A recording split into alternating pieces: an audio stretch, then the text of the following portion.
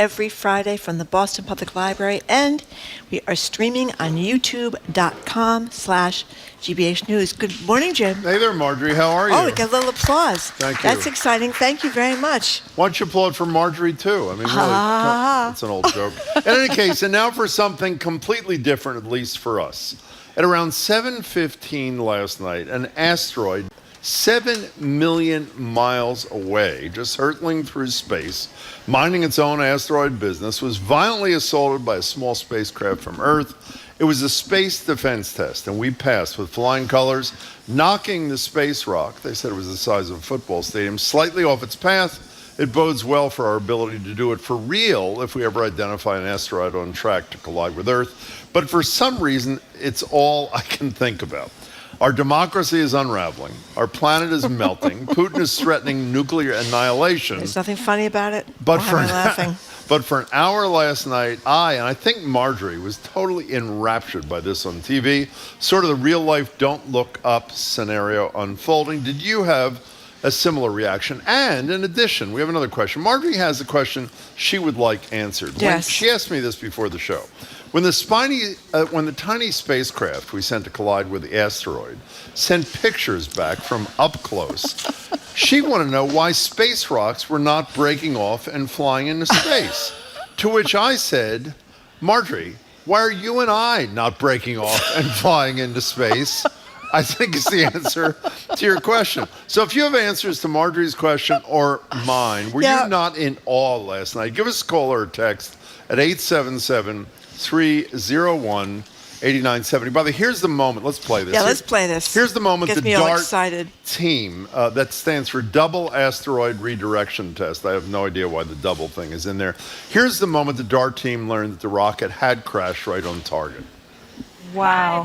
5, 4, 3, 2, 1. Oh my gosh. Oh, wow. We have impact equality for humanity in the name of planetary defense. By the way, I'm not being exaggerating. It was great. I was so excited, I almost couldn't see straight. Were you? I'm afraid to ask. No, Were you? I was really excited. You know why I was excited? Because of all the horrible things you mentioned before. Exactly. It's great to know that NASA can do something something great, right. that it works. Yeah. I saw that movie, Don't Look Up. It made me very nervous. Jennifer Lawrence, Leonardo DiCaprio, about an asteroid hitting the Earth. Mm-hmm. And I thought, they couldn't stop it, and this is great to know that we can, because as we know, if it's a big enough asteroid, you are in huge trouble. And I forgot that there was that I was reading this morning about the 2013 asteroid that hit Russia. It wasn't even very big. Well, I don't know if it hit Russia. Didn't it explode right over Russia or something? I thought whatever happened, either it hit it or exploded over it. But 15, all these people were injured, glass shattering and that kind of stuff. So it doesn't really take a very big asteroid. Well, the dinosaurs allegedly are not That's here right. because of an asteroid hitting the planet. Can I tell you something? As much as you're talking about the thing that you found to be amazing, which I obviously did too, was that it hit the target and it allegedly altered the 50 feet, orbit 50 kind of feet thing. from the target center. What really did it for me, as the spacecraft is approaching, I can't pronounce, Dimorphos or whatever it is, the asteroid. Yeah, Dimorphos. You're seeing this picture 7 million miles away, like you're literally standing on the damn asteroid. Yeah. It is unbelievable. And I think we'll get more pictures, too, from other big I think telescopes so, up too. there. The Hubble and the James Webb that we talked about a few weeks ago. I mean, this is really encouraging, because it seems like we can't do anything right anymore in the United States of America. You know what I mean? We heard about all the terrible fraud involving the money during the pandemic, and we're fighting about everything. You have to listen to Kirsten Sinema get up there and give speeches, and you just think, oh, my God. I mean, it's just really encouraging. But the big question is, Jim, if this were to happen in real life, you saw the movie Don't Look Up, right? I love the movie Don't Look Up. Yeah, the problem with Don't Look Up is that there was a huge asteroid heading toward Earth. Now, it doesn't have to be that big to cause us big trouble. According to what I read this morning, 300 meters can destroy the continent, and the asteroid in Don't Look Up did destroy the Earth, kill everybody. But Leonardo DiCaprio and Jennifer Lawrence couldn't convince anybody. We have a little sound from this because it all turned into fake news. Of course, and it yeah. turned out that there were people that people thought they could make money off the asteroid, and this evil rich guy and the president of the United States are in cahoots. We can tell the whole story, the whole movie? Well, or what? I mean, spoiler alert. Okay, well, let's hear the sound. So here's the sound from Netflix, Don't Look Up, where the two scientists, the other thing is, every time Leonardo DiCaprio tried to go on a TV show to talk about it, all everybody talked about was how good looking he was, so it kind of deflected the That's what attention you from would've the done, asteroid. actually. Well, he is pretty good looking. Yeah. Anyway, with the two scientists, Jennifer Lawrence and Leonardo DiCaprio, are on a daytime talk show trying to warn the world about this asteroid barreling toward the Earth. It's headed directly at Earth, and it really likely will hit. This sounds very, very exciting. Exploding stars, like stars actually explode. So how big is this thing? Could it destroy someone's house? Is that possible? It's somewhere between 6 and 9 kilometers across. So It's big. it would damage the entire planet, not just a house. The entire planet. Okay, well, as it's damaging, will it hit this one house in particular that's right on the coast of New Jersey? It's my ex-wife's house. I need it to be hit. Can we make that happen? 877-301-8097. Did you take the same joy away from this thing that apparently Marjorie and I did? By the way, Paul from Worcester texts and says he's disappointed that the Jewish space lasers were not involved. Those, of course, That's Marjorie Taylor Green. That's Marjorie Taylor Greene. Yeah. No, it just is a real affirmation of our ability to do big things, which I think a lot of people get nervous about now that we can't do big things anymore. So when worst comes to worst, I guess we have to depend upon NASA. Too bad they can't resolve the Trump problems and the but in all Supreme seriousness, Court problems. When Fauci was on the show, Dr. Fauci was on the show with us a couple months ago. We talked about the growing anti-science animus in this country.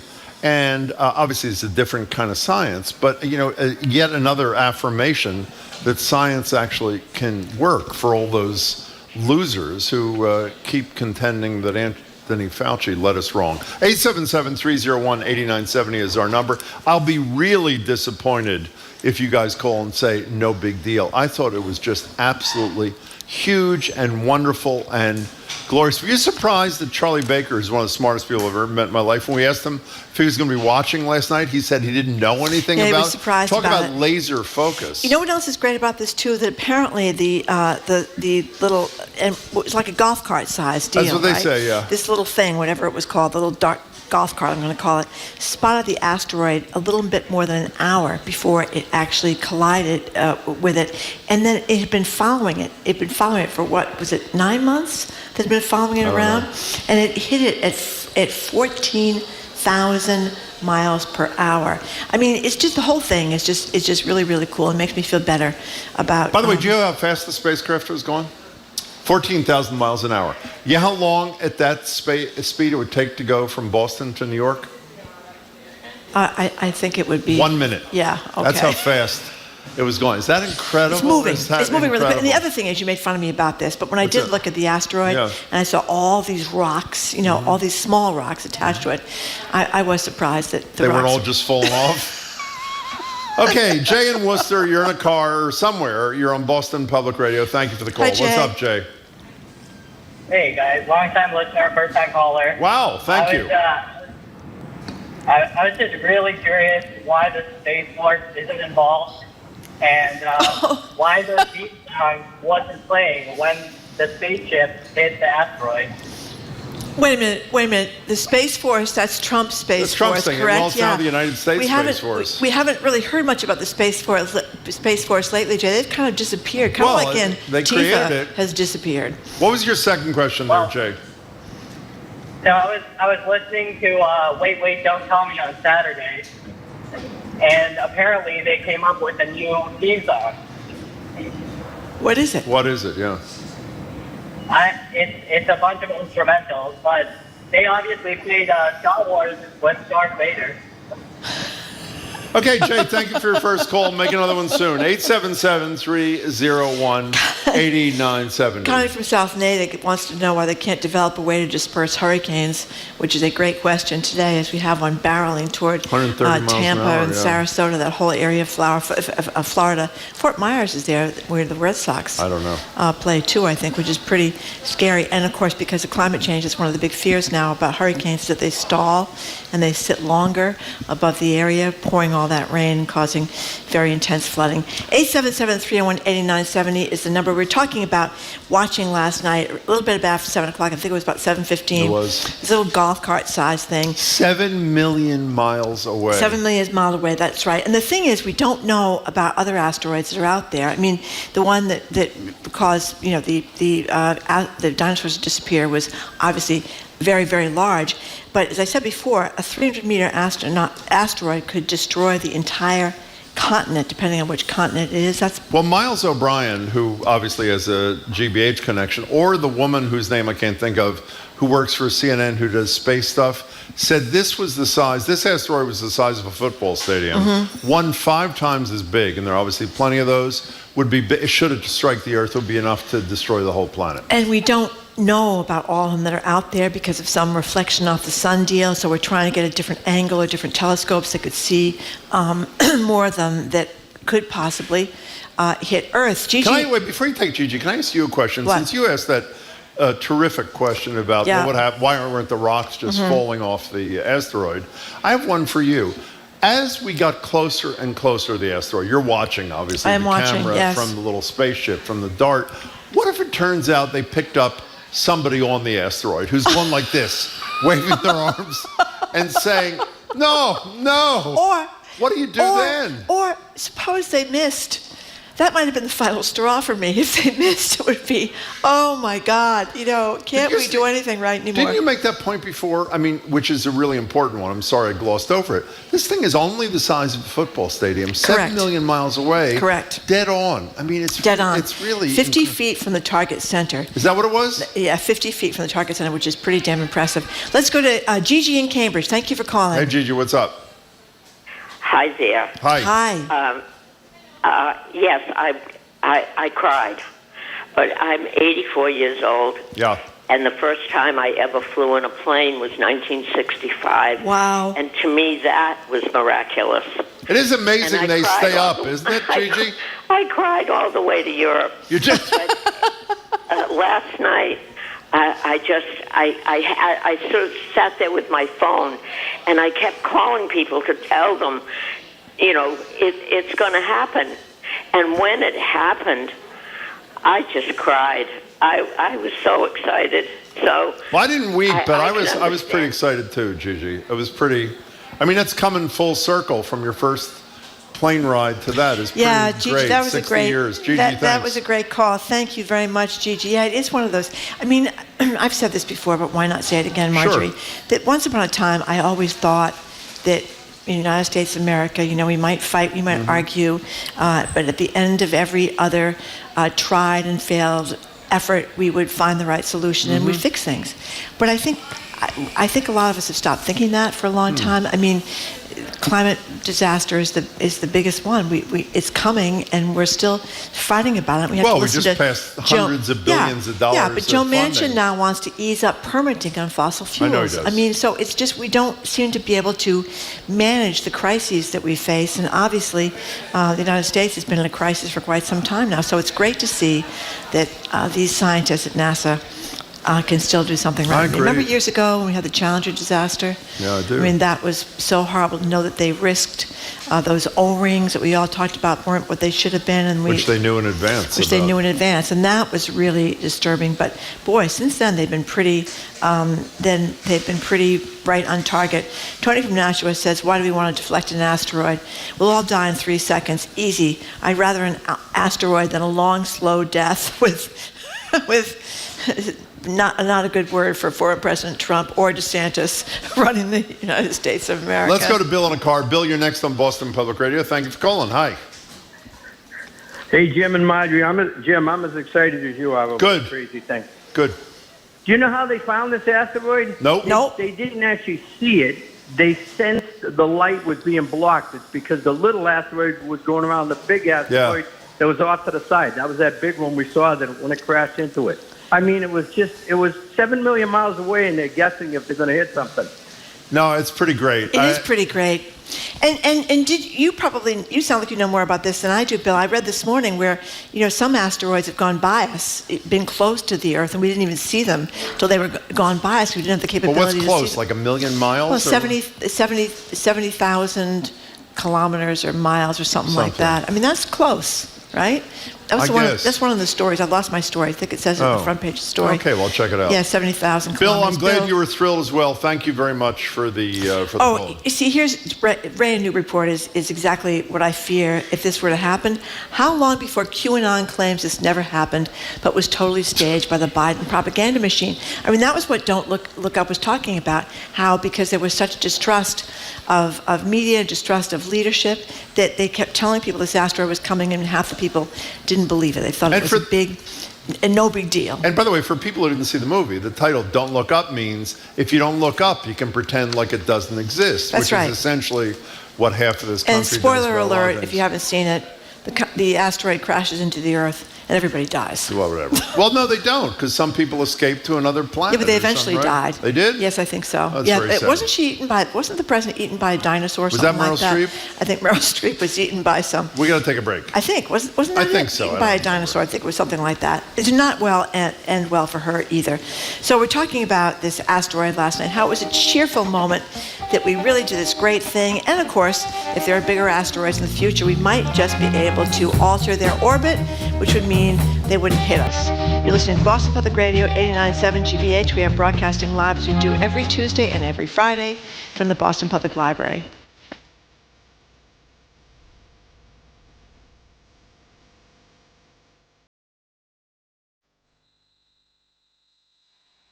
The January 6th hearings are resuming. Our investigation goes forward. What happened on the day of the Capitol insurrection? At 1:49, here's what was happening at the Capitol with President Trump's fired up supporters. A mob was assaulting the Capitol in his name. What explains President Trump's behavior? Join us tomorrow afternoon at 1 for our ongoing coverage of the January 6th committee hearings, right here on GBH 89.7, online at gbhnews.org. Support for GBH comes from you and the DeMoore McKim School of Business at Northeastern University, where students can prepare to meet the changing demands of the digital economy by solving real business challenges. northeastern.edu/future of business. And Stoneleigh Burnham School in Greenfield, Massachusetts, now offering a 1-year voice and empowerment certificate program for 10th grade girls. More information at sbschool.org/voice-10.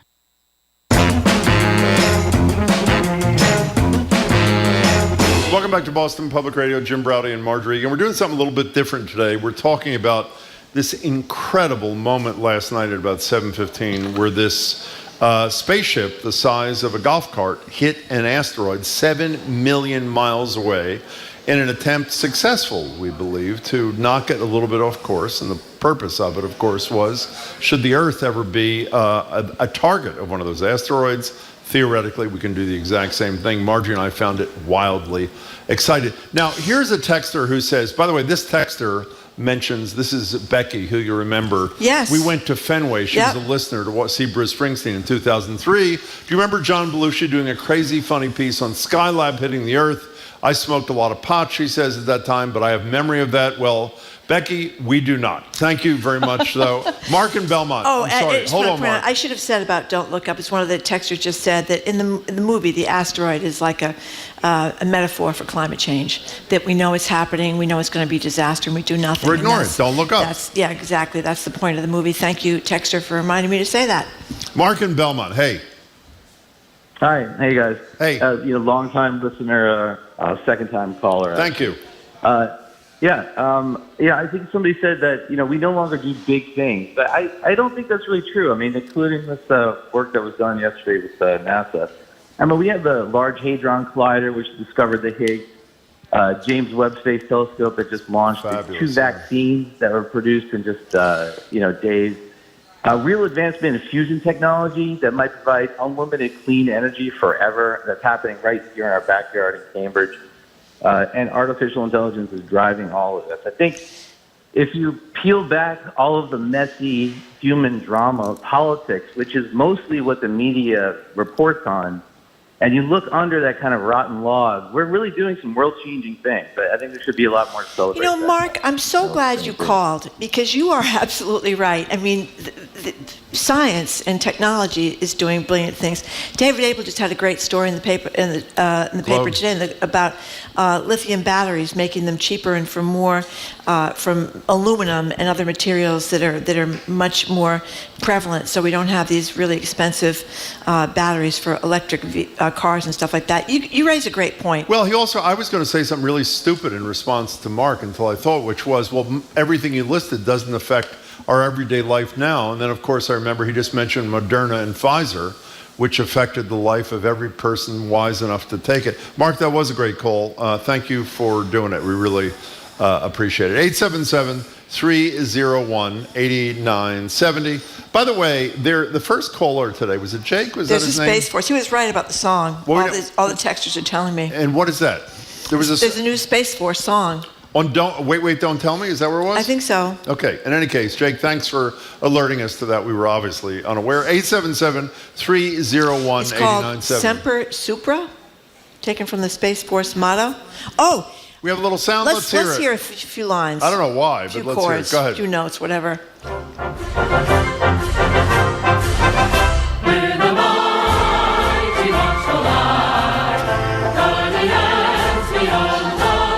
Oh my God. Okay. Thank you. Well, it was okay till they started singing. Yeah. Yeah. Okay. That's good to have. Okay.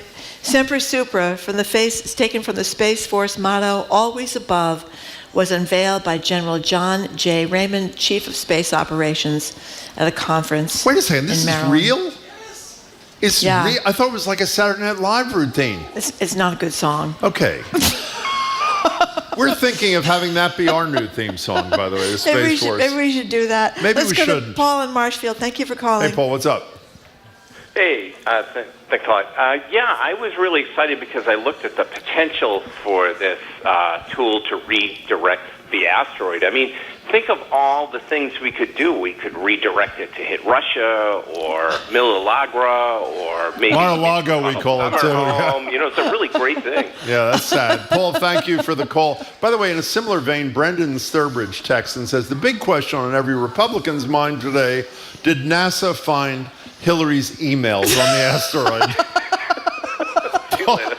Paul, thank you very that's much. a good one. Wish I had thought of that, actually. 877-301-8970. You know, that guy Mark from Belmont is totally right. Not only, I mean, in addition to all the scientific things, including the ones that have immediate dividends, Moderna and Pfizer being developed practically overnight. How great, the photographs from the Webb telescope were about as stunning as anything I've ever seen in my life, weren't they? Yeah, Yes, they is were the very, answer. very clear, and you could see the little tiny rocks, as I mentioned, all kind of stuck on the side of the asteroid. Yeah, by the way, do you believe that not one single listener can answer why the rocks are not coming off the asteroid? Why don't you answer? Gravity? Yeah, I mean, I don't know, Jim. Gravity exists in space too, different I levels. took physics for poets. By the way, that is true. Is that not true that you took physics? And what? This is at Stanford, of course. Yes, physics for poets. What was that? Not to mention altered states of consciousness. I bet that was you another did. great class Not too. only took it, you did it.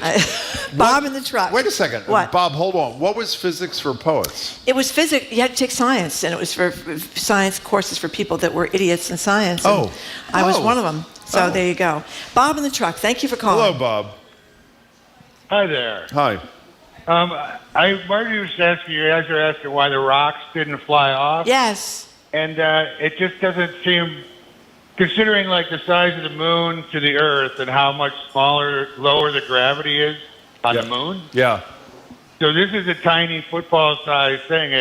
The gravity would be minuscule. No? So where do you end up? Where does that take you? Yeah, so why didn't they fall off then?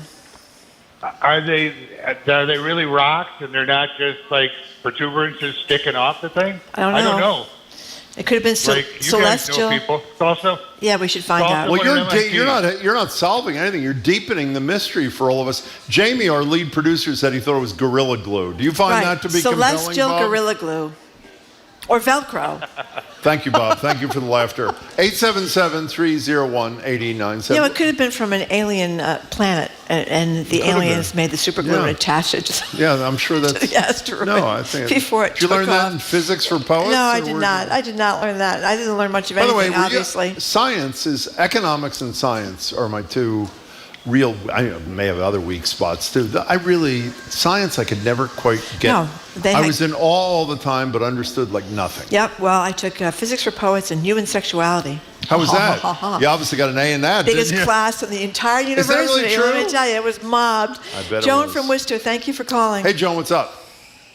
Well, I would like to see us call a halt to sending things up into the universe like that and pay attention to climate change, which is a real problem right now. Yeah. I'm wondering sometimes how much pollution do we put into the air every time we send a rocket up?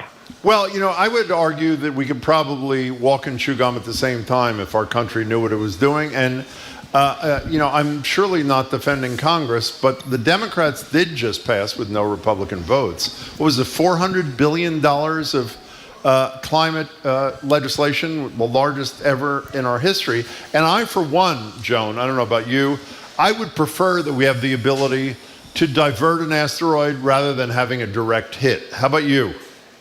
Yes, I would prefer that too, and I applaud that. Good. But do we need to send another rocket to the moon or around the moon? I don't know. We need to look at climate change, folks. It's really happening out there. We agree. I think we are looking at it, thank Joan. you. I think we're agree. going to have... No, but she's where you are. She's frustrated that we're not doing enough. Joan, thanks for the call. We're not doing enough, but... We should have asked Joan if she knows why the rocks are not coming off the asteroid.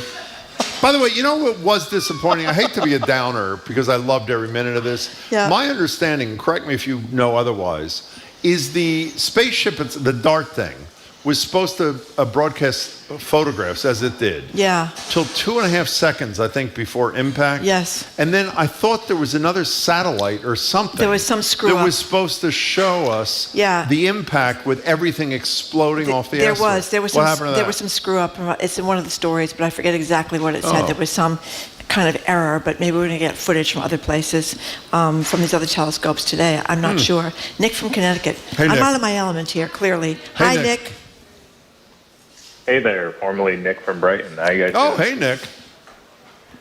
Hey, so to your caller's last point, especially when I've been looking at climate change as a problem, and I think you're right, Jim, in that we need to walk and chew gum at the same time. I don't really think you can have perspective on our Earth unless you look outwards at things a bit more and kind of realize that we are such a small part of it, and we really need to take care of our own home.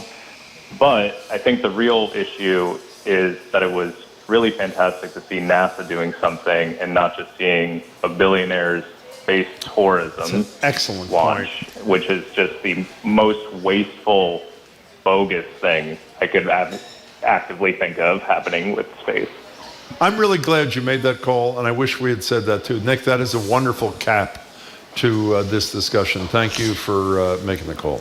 Now, one of our texters says, I have no idea if they're right, that the rocks aren't moving because there's no friction in space, no atmosphere. Could that be it? Huh.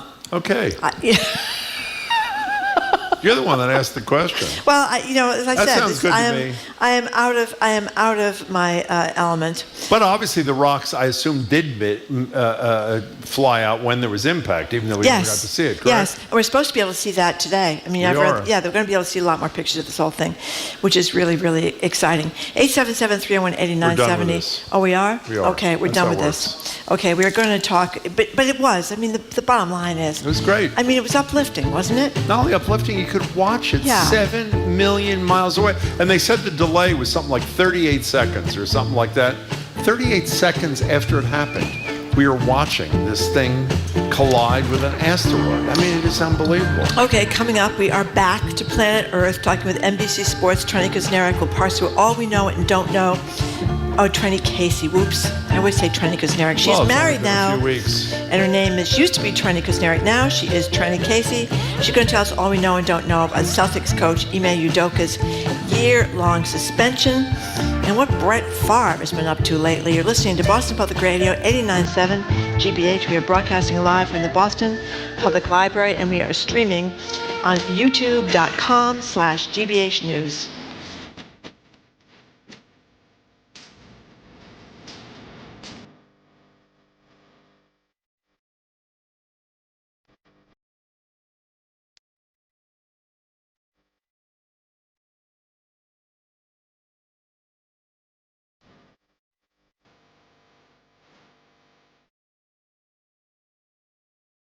Next time on The World, how drug dealers in Russia took a page from Amazon.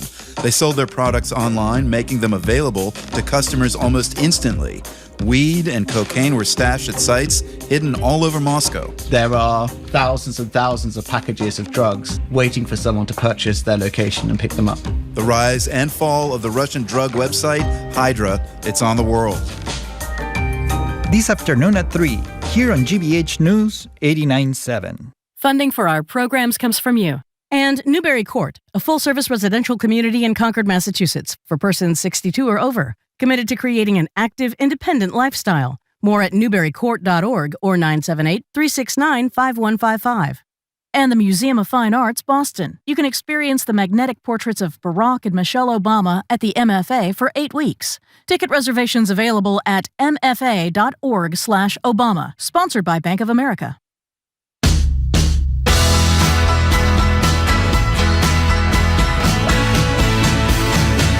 Welcome back to Boston Public Radio. I'm Jim Browdy. She's Marge Regan. We're live at the Boston Public Library, streaming on youtube.com/GBH News. Before we introduce Trenny, we got hundreds of texts on that, the DART spaceship, and this is maybe the most insightful. This is from Brady in the car. We didn't get to it.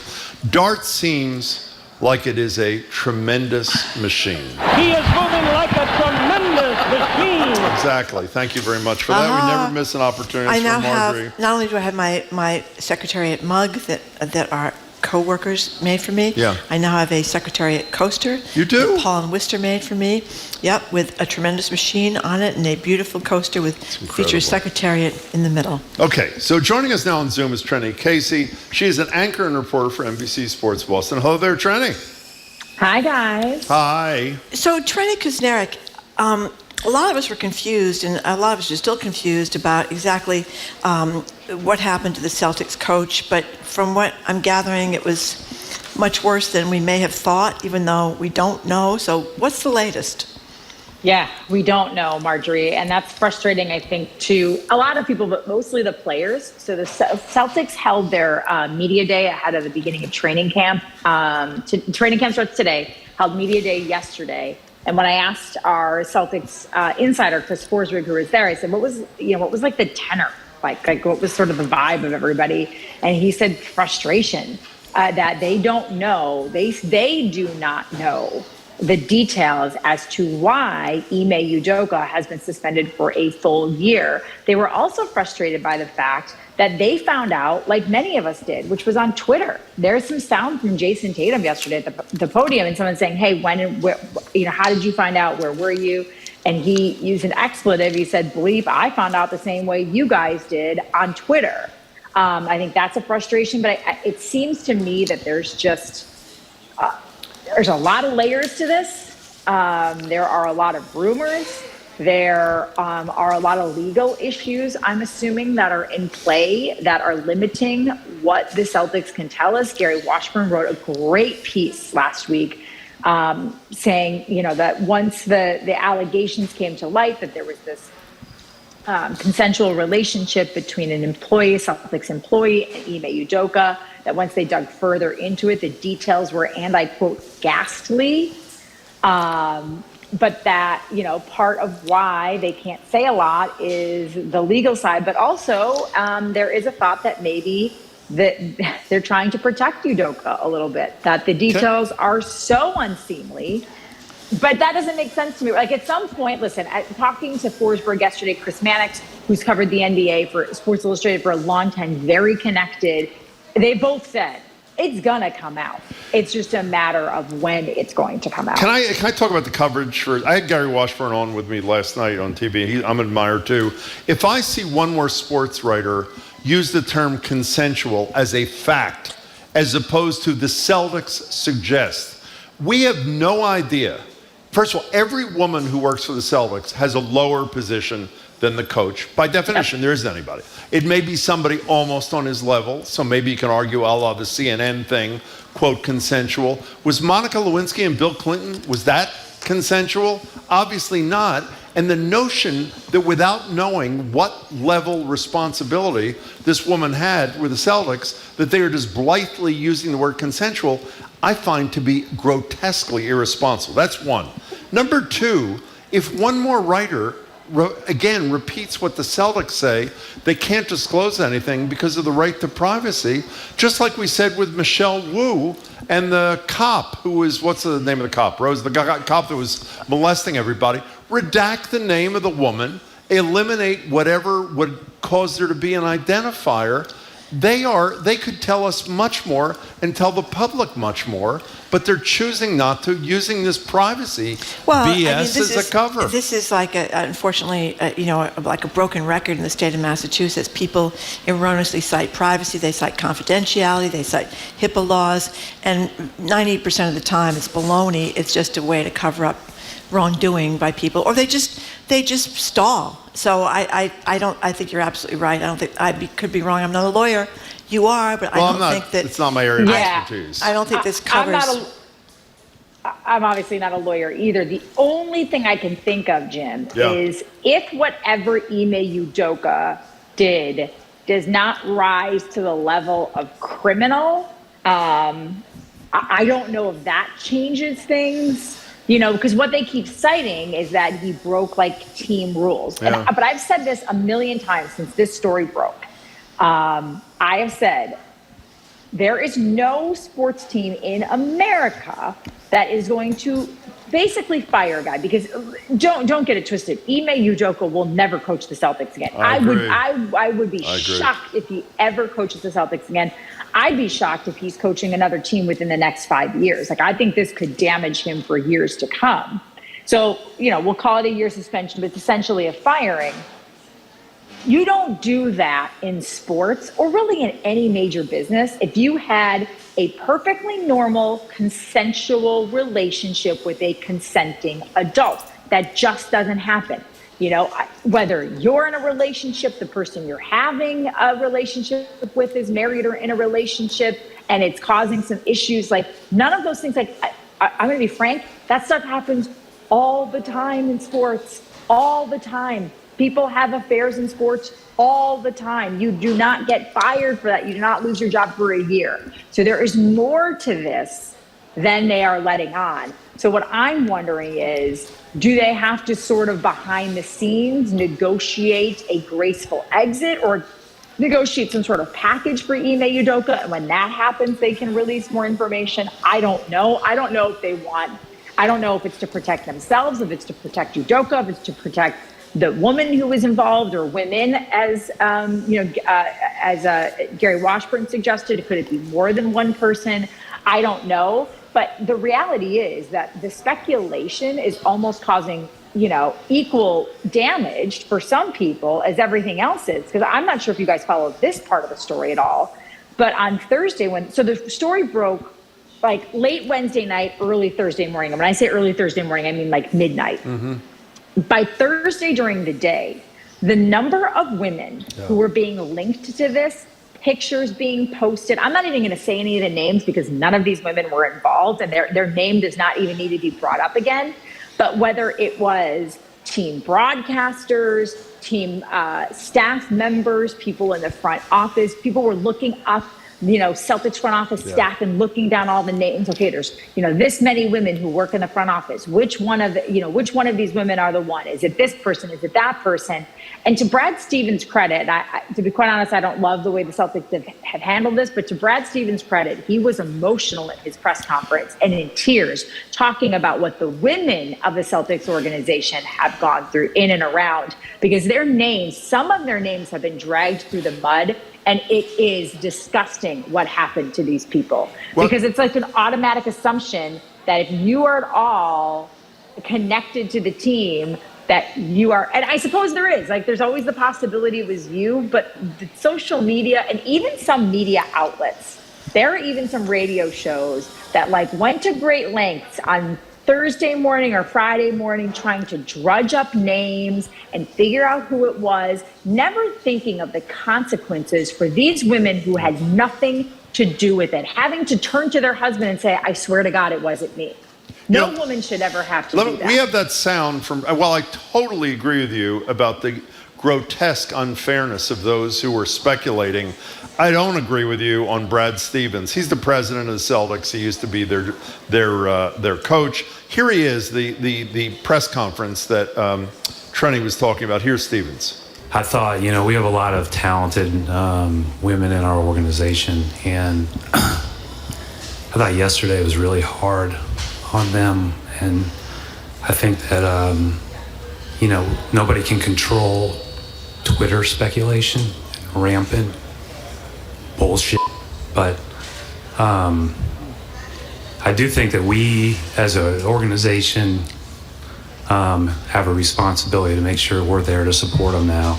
And the place where I guess I disagree with you, Trenny, and this may be unfair, obviously you tell me if you think so, after saying that how horrible it was and we have to support them, he doesn't say, and I know we were silent for a whole day, and maybe during that day we could have done something to have warded this off. They did total crickets.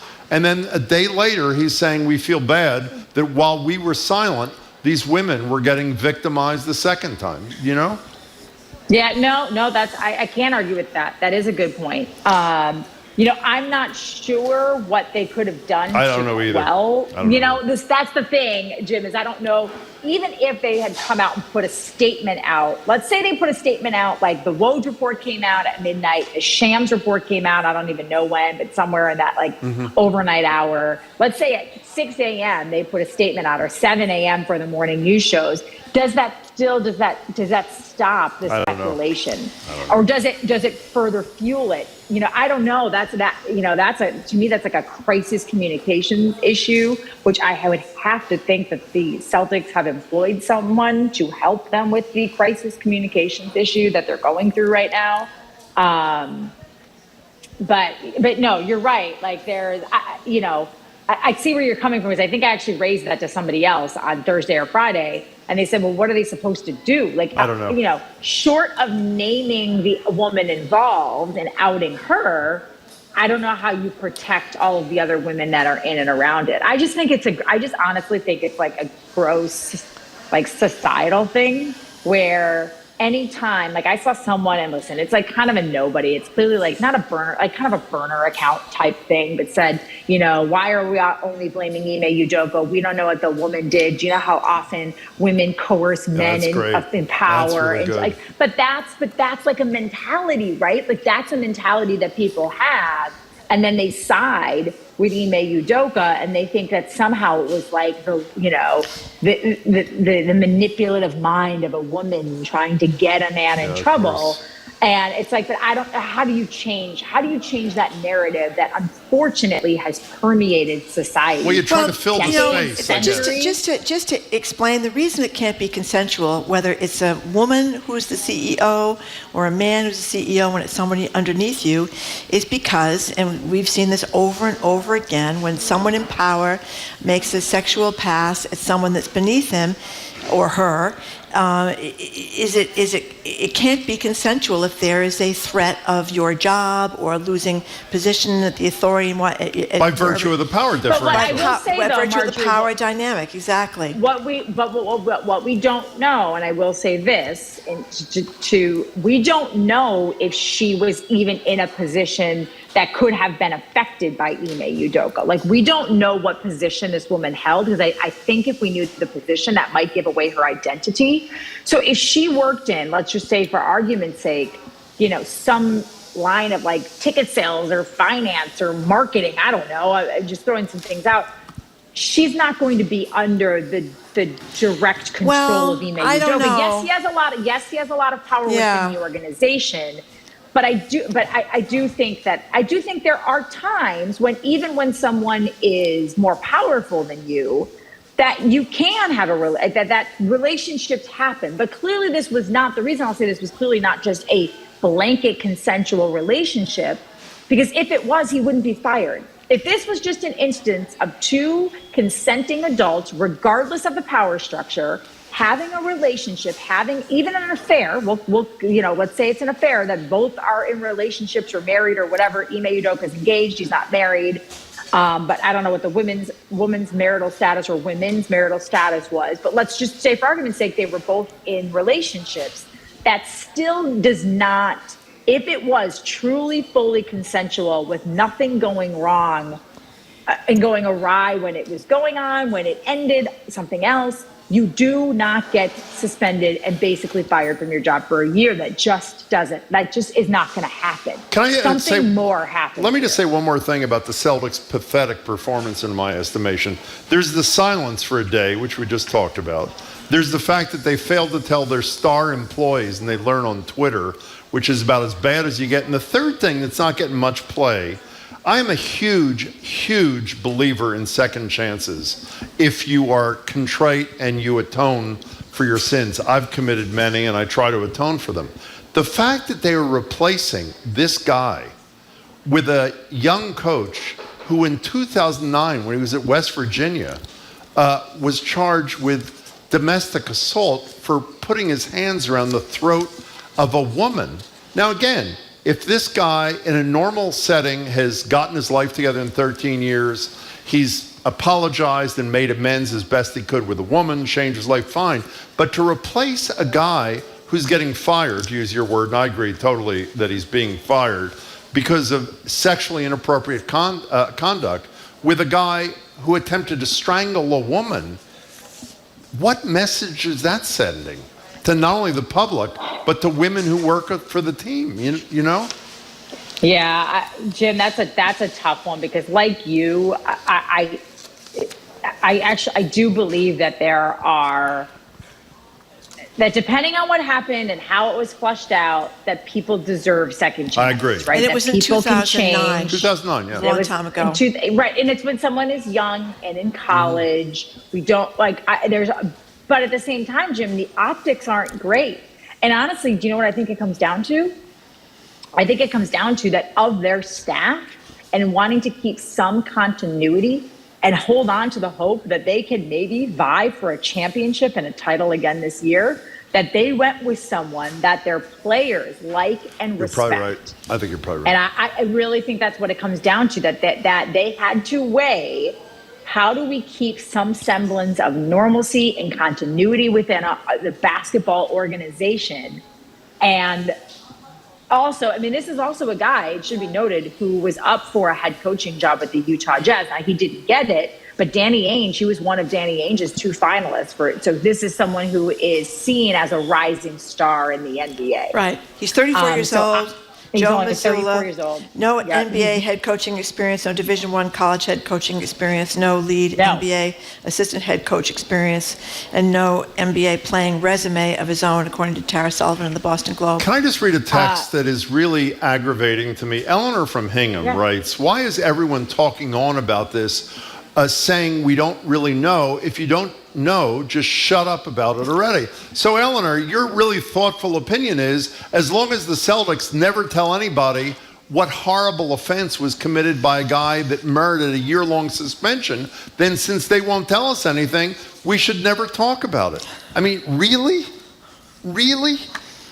Okay, Jesus. Jim. By the way, Janae Osterholt. I mean, if that was the case, Jim, very quickly to say that, if that was the case, then that would be the script everyone would follow. Right, say nothing.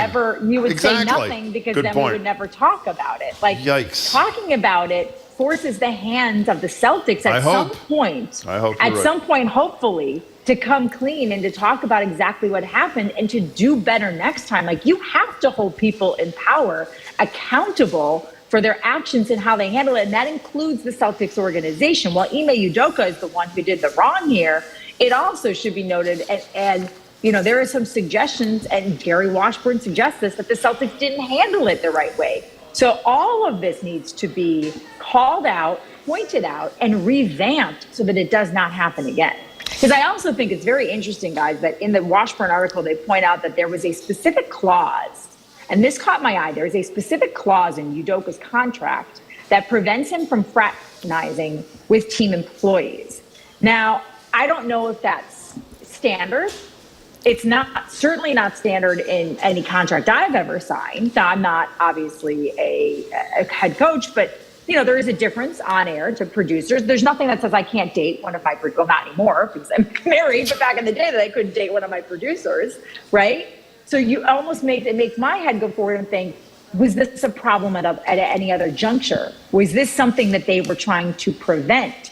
I'm very curious what details are going to come out, as it always happens, about Ime Udoka's past, about what happened with the Spurs, what might have happened in Brooklyn, what prompted this clause in the contract, why the Celtics didn't talk about it. There are a lot of things that need to be answered here so that it doesn't happen again, not just with the Celtics, but it doesn't happen again with other sports organizations, or for that matter, major corporations, because major corporations should be taking notice that this stuff is no longer tolerated. You know, Well, this guy that runs CNN just lost his Zucker. job, and Right. and he was So did the having. woman. She was right, and they were very close In power. in power. So he got fired for having that relationship, and I think they got married, didn't they? Get married, know. or they both got divorced from their spouses, and they're still together, or something like that. So they took his job away from a major corporation. We don't have much time to talk about. No, we Brett don't, Favre, except do we? I just want, in the 30 seconds we have, just to follow up on your thought about his prior life, Dan Shaughnessy asked a great question at that press conference last week.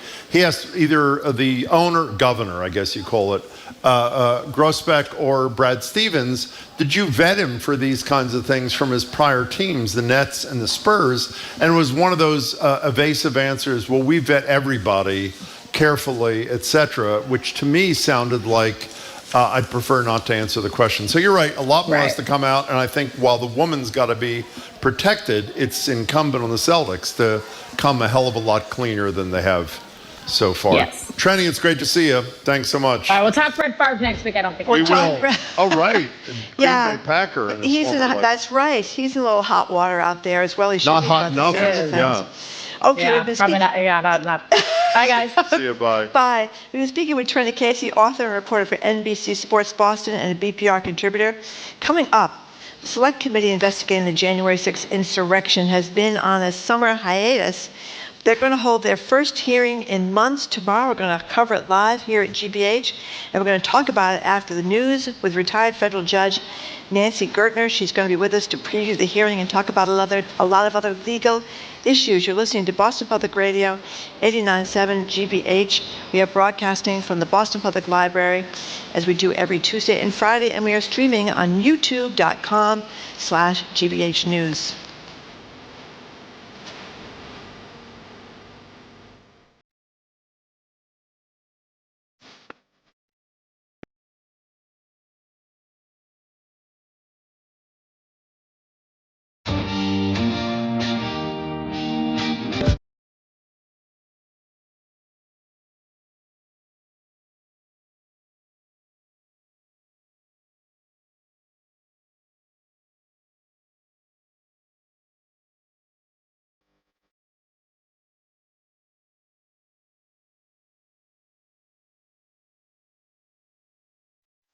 it's not over yet. More smart conversation about community issues is up ahead with Jim Braude and Marjorie Egan on Boston Public Radio, right after a news update from NPR. Stay with us here on GBH 89.7.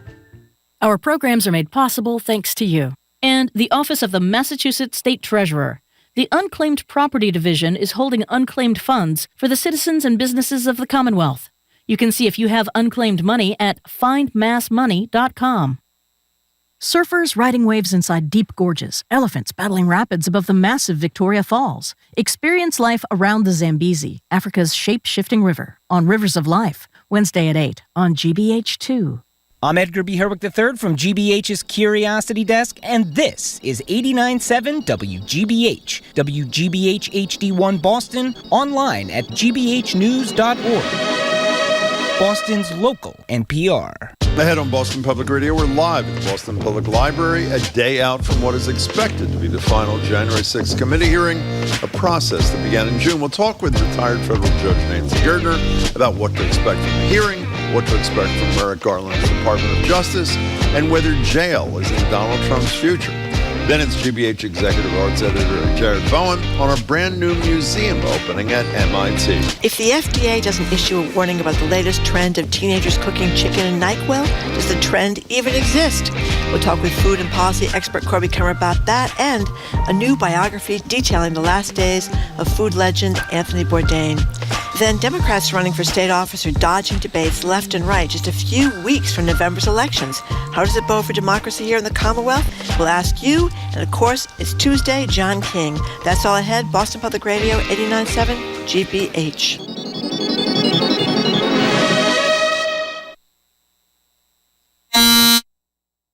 NPR News in Washington, I'm Lakshmi Singh. Hurricane Ian's tracking toward the west coast of Florida. It's currently a Category 3 storm with top sustained winds of 115 miles per hour, weaker than it was when Ian made landfall in western Cuba this morning. On approach to Florida, forecasters project Ian will re-strengthen.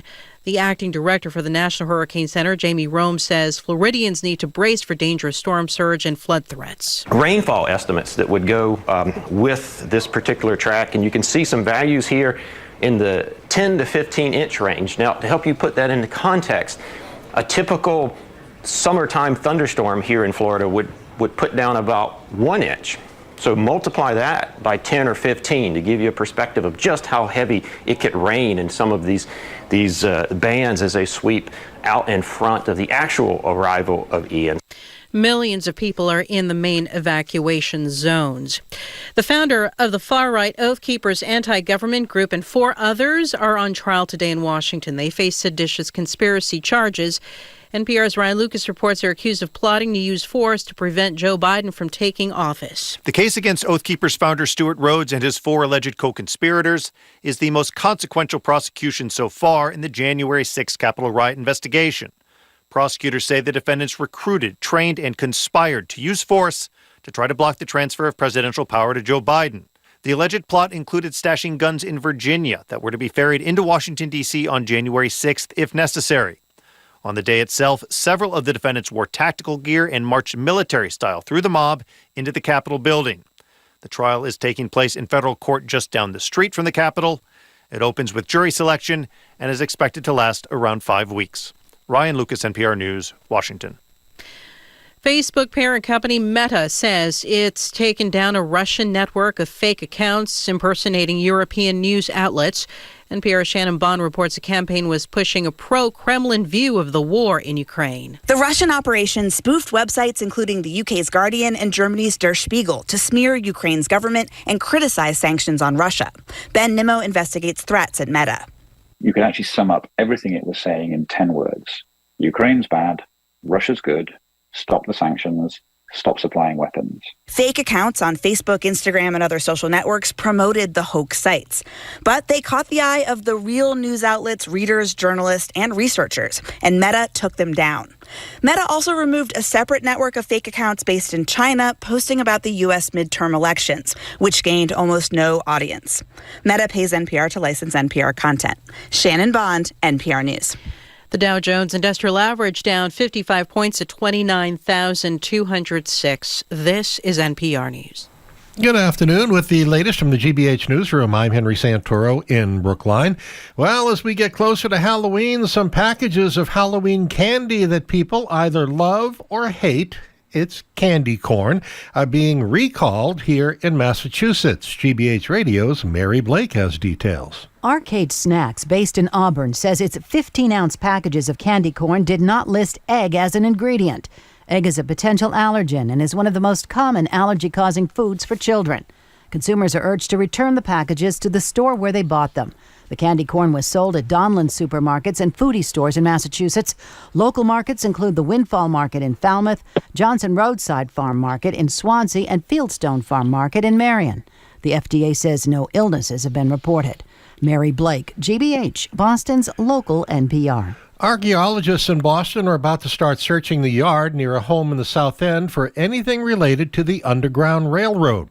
During the early and mid-19th century, Worcester, Boston, Northampton, Brookline, and Springfield were all central locations in the Underground Railroad network for African Americans who escaped enslavement. And a home in the South End reportedly played a big role in sheltering some of them. For years, the home at 558 Mass Ave has been used as the headquarters of the League of Women for Community Service, one of the country's oldest black women-led civic and social activist groups.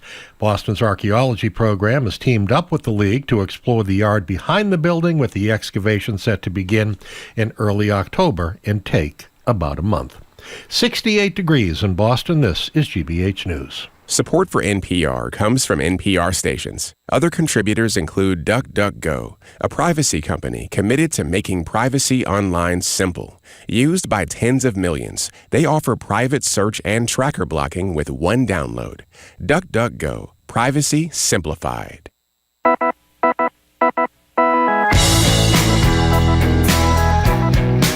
Welcome back to Boston Public Radio. We are broadcasting live as we do every Tuesday and Friday from the Boston Public Library, and we are streaming on youtube.com/GBH News. Hello again, Jim. Hello again, Marjorie. Joining us now over Zoom for another edition of On the Docket is Judge Nancy Gertner.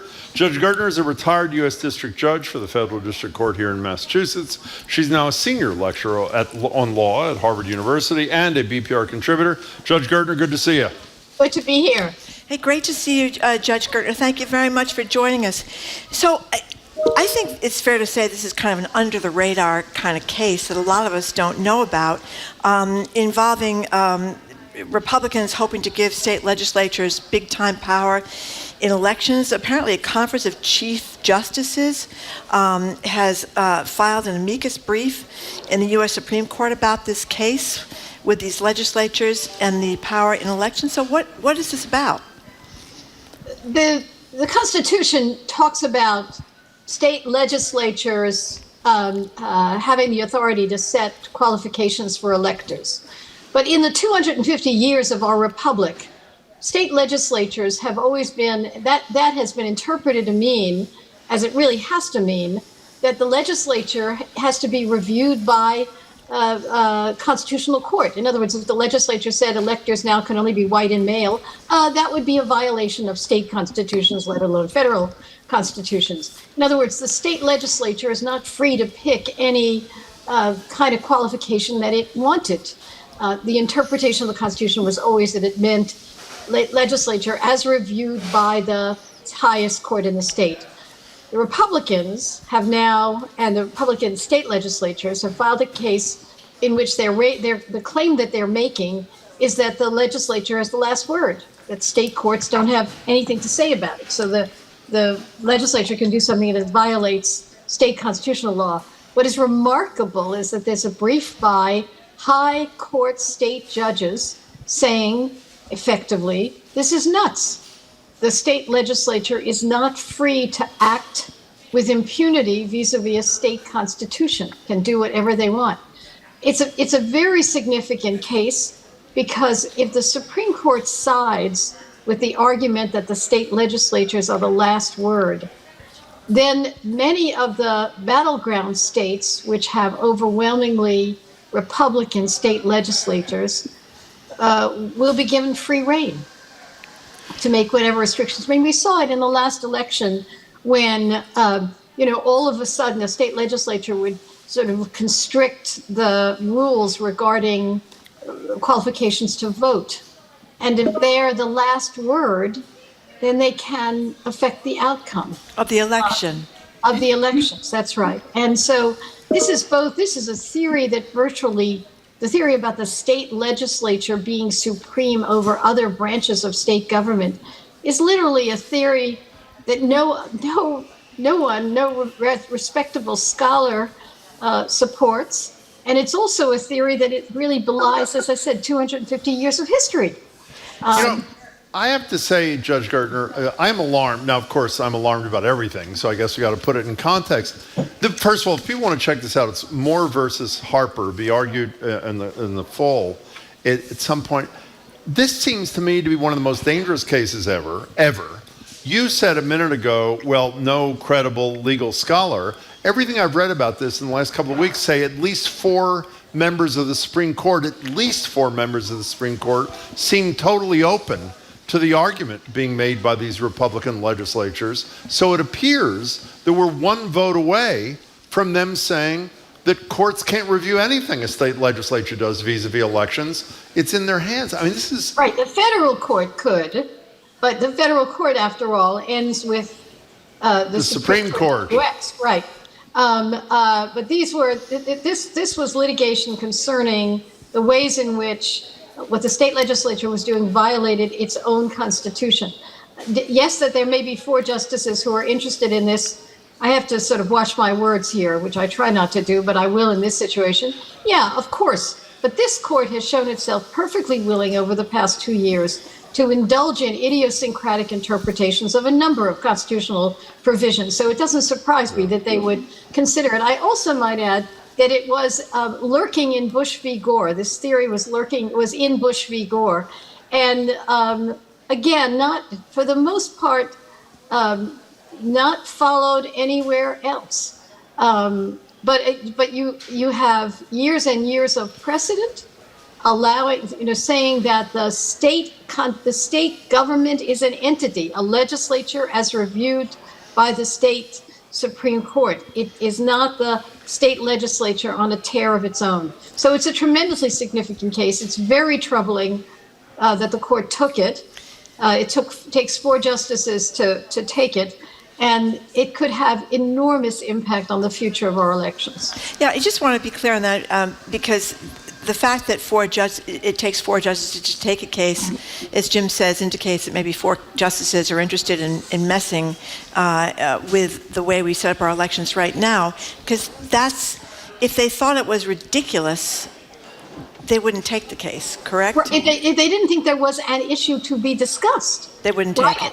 And they wouldn't take it. The fact that they're taking it indicates that they think it's a legitimate issue, which is unbelievably troubling, particularly in southern states where we may well, with the gutting of the federal Voting Rights Act, state legislatures may well be the last line of defense against efforts to restrict the vote, efforts to skew the vote away from African American voters. They may well be the last line of defense. By the way, the Voting Rights Act eviscerated by this court with Chief Justice Roberts allegedly being the moderating influence, being the 5th vote. We're talking to former federal judge Nancy Gertner. So, Judge Gertner, we've been talking a lot about the mounting legal troubles facing the former president, civil lawsuit and criminal referral from the New York Attorney General, Department of Justice probe into the documents, the classified documents down at Mar-a-Lago, fights about his tax returns, the potential election interference in Georgia. We got the January 6th committee starting tomorrow. I saw, as I do every night, if I don't see it, if I'm not there to see it, I tape it so I can review it afterwards.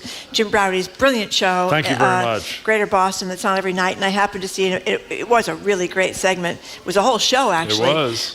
You and Larry Tribe, people may know he's a longtime scholar at Harvard Law School, expert on this kind of thing. And we're going to play a little sound from him. He was predicting, and you kind of went back and forth with this with Larry Tribe, that Trump may actually wind up behind bars for these various offenses. Here he is. Even if they get a William Barr type attorney general, Letitia James is not going anywhere, and her successor in Fulton County is not going anywhere. So he, I think, faces jail time one way or the other, and he's not going to be able to get out of it, even if the Republicans win the midterms, which they may not, and even if they take the presidency in 2024, which they may not. Of course, Donald Trump in a jumpsuit is a fantasy of untold millions of Americans. So, I mean, do you agree with Larry Tribe on this? Do you think that he could actually go to jail? I was waffling. I was waffling because I'm someone who believes that imprisonment isn't the cure for everything. So what I wound up saying at the end, and Jim is laughing already, was I don't think that I think an indictment is in the offing in one of these places. Clearly a criminal indictment is in the offing. Then there'll be a trial, and then there'll be a conviction if that happens. And then the question is, what would a judge do? And while it's true that if Trump were any ordinary person who, secreted classified documents in their beach house, that person would likely go to prison. And I believe the terms for that would be like 6 months, or they were not long terms for people who had done that, unless they had turned the documents over to a foreign power, and then in which case you're now in the espionage laws. So if he gets indicted on the January 6th stuff, that would be different. That would be, in fact, seditious conspiracy. But I wasn't going to predict how much time he would get. And that I still don't want to do, because I do believe that were he charged and convicted and there's a moment of sentencing, that will not be an easy moment for a judge to impose a sentence, even on someone like Trump. Hey, there's no question about it. Judge Gertner, can you explain to us what a judge like you, if this case had come before you, what do you consider? There's an indictment, there's a conviction, obviously all theoretical. Do you say to yourself, I've discussed this before, there was a book written by the former general counsel at the White House for Barack Obama and Jack Goldsmith from Harvard, who worked for Bush and others at the Office of Legal Counsel, where they talked about reforms post-Trump, and they agreed on almost everything in this book except whether or not Trump should be prosecuted. Not because they didn't think, either of them thought he didn't commit a crime, but in terms of the good of the country. Does a Judge Gertner, when you were on the bench, is it appropriate for you to say to yourself, well, when I'm deciding how to sentence this former president, I do have to think about what's the impact on our country, on our democracy? Is that relevant, or is it not? Well, if the sentencing judge doesn't do that, who would? In other words, the determiner of what he should get would be whoever the sentencing judge is. The then president would decide whether to commute the sentence or to pardon him, which is a little bit of a blunt instrument. So I think that any judge in this situation would have to think about the good of the country, would have to treat this as a unique case. Even I would, and you know my opinions about Donald Trump. So I think you have to, because otherwise, yeah, you could kick the can down the road. In other words, you could say, here's what like offenders for like offenses got. I'm going to treat you like anyone else, and you're going to get whatever the punishment would be, particularly if he gets indicted on the January 6th issues or for interference with the Georgia electors. What anyone in your like situation would get, that would then leave it to the then executive to think about commuting the sentence or pardoning him altogether. So I suppose a judge doesn't have to think about this and can focus only, sort of monomaniacally on just the facts. But, realistically, I think you do take that into account. What do you think history tells us about this? I mean, there was a lot of upset back when Gerald Ford pardoned Richard Nixon. His poll numbers plummeted, but historians seem to disagree on whether it was a good idea or not a good idea for Ford to do that. What do you think? Well, I mean, I think that was a different. I don't know what I think about that exactly. I mean, I remember being disappointed when it happened. Yeah. But I mean, what about this with Trump? Is it better for the country that someone pays a price if he is convicted for these various things that he seems to have done, or is it better for us to say, go to Mar-a-Lago and? No. But let's sort of unpack that for a moment. The question is paying the price, being prosecuted and convicted, announcing that is wrong. I think is critical. I mean, that he be prosecuted for it and make it clear that this is wrong and no one should do that again. The question then is what happens as a result of that conviction? Do you send him to, medium security 10 years? I mean, that's the question. I mean, I think that the impact of a prosecution and a conviction will be quite substantial. And then what you do as a result of a conviction is a separate question. And I don't know where I stand on that. As far as sort of ripping the country apart, we're already there. Yeah. We're already there. This is not like Watergate, where it was a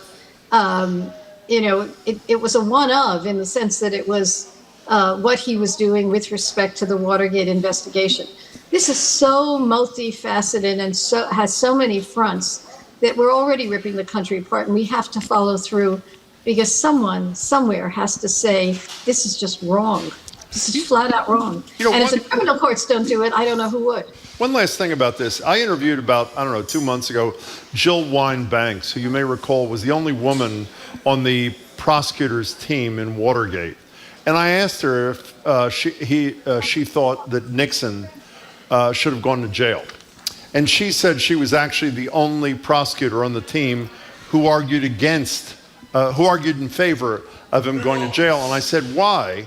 And I'm not embracing or criticizing her thesis. Her thesis was, if Nixon had gone to jail, Jill Wine-Banks, believe it would have been far less likely for Donald Trump to act outside the law as much as he did.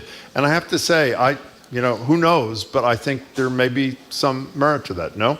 No, I agree. I mean, but the question again is whether if Nixon had been prosecuted, if there had been a trial, if he had been found guilty, and then whatever the sentence is, that ceremony of what you did is flat out wrong, you may never run again, would be a very important one. Whether you, in addition, have to send someone to prison is an open question. It really is an open question. I don't know what I think about it. We're talking to retired federal judge Nancy Gertner, who's over at Harvard Law School. Ginny Thomas, of course, is married to Clarence Thomas. She's agreed for an interview with the January 6th committee. There's a piece in The Guardian talking about whether or not, it's basically saying it's debatable if she has done anything that could possibly be criminal, and I don't really get it. She texted Mark Meadows, who, of course, was former White House chief of staff, urging measures to undermine the election to him and to other people. She emailed lawmakers in Arizona and Wisconsin, urging them to devise this slate of fake electors, as they call them. And then, of course, she's involved in a lot of these right-wing groups that are influencing the Supreme Court. But I don't know if any of that is criminal, or if that's just, I don't know what it is. Well, I think that her situation is a little bit more complicated in the sense that if she speaks with the authority of her husband, right? There was, in fact, a line in one of the text messages about our dear friend or my best friend. Yeah. If she speaks with the authority of her husband, if she talked to her husband about these issues, then you've crossed the line from just advocating in general to actually affecting the process. Okay. It's different when she calls up the head of the, state electors, the head of the government in X state or Y state, than when Trump does. Because Trump is actually, his words are effectively action. His words have action components to it. She could just be part of the cacophony of people talking about, undermining the election and not necessarily actually have any authority. So I think it depends on what else she did other than those calls. Okay. That's the answer. We're talking to a retired judge, former federal judge, Nancy Gertner. Judge Gertner, can we come back to Massachusetts for the last few minutes with you? Shelley Joseph was a relatively new state judge, out there in Newton till an incident occurred in her courtroom with an undocumented defendant before her. And I'll summarize as best I can, and I have a feeling I'm going to leave some things out, so please correct me if I'm wrong. She was aware that there was an ICE agent outside in the building, that she said he or she could not come in the courtroom.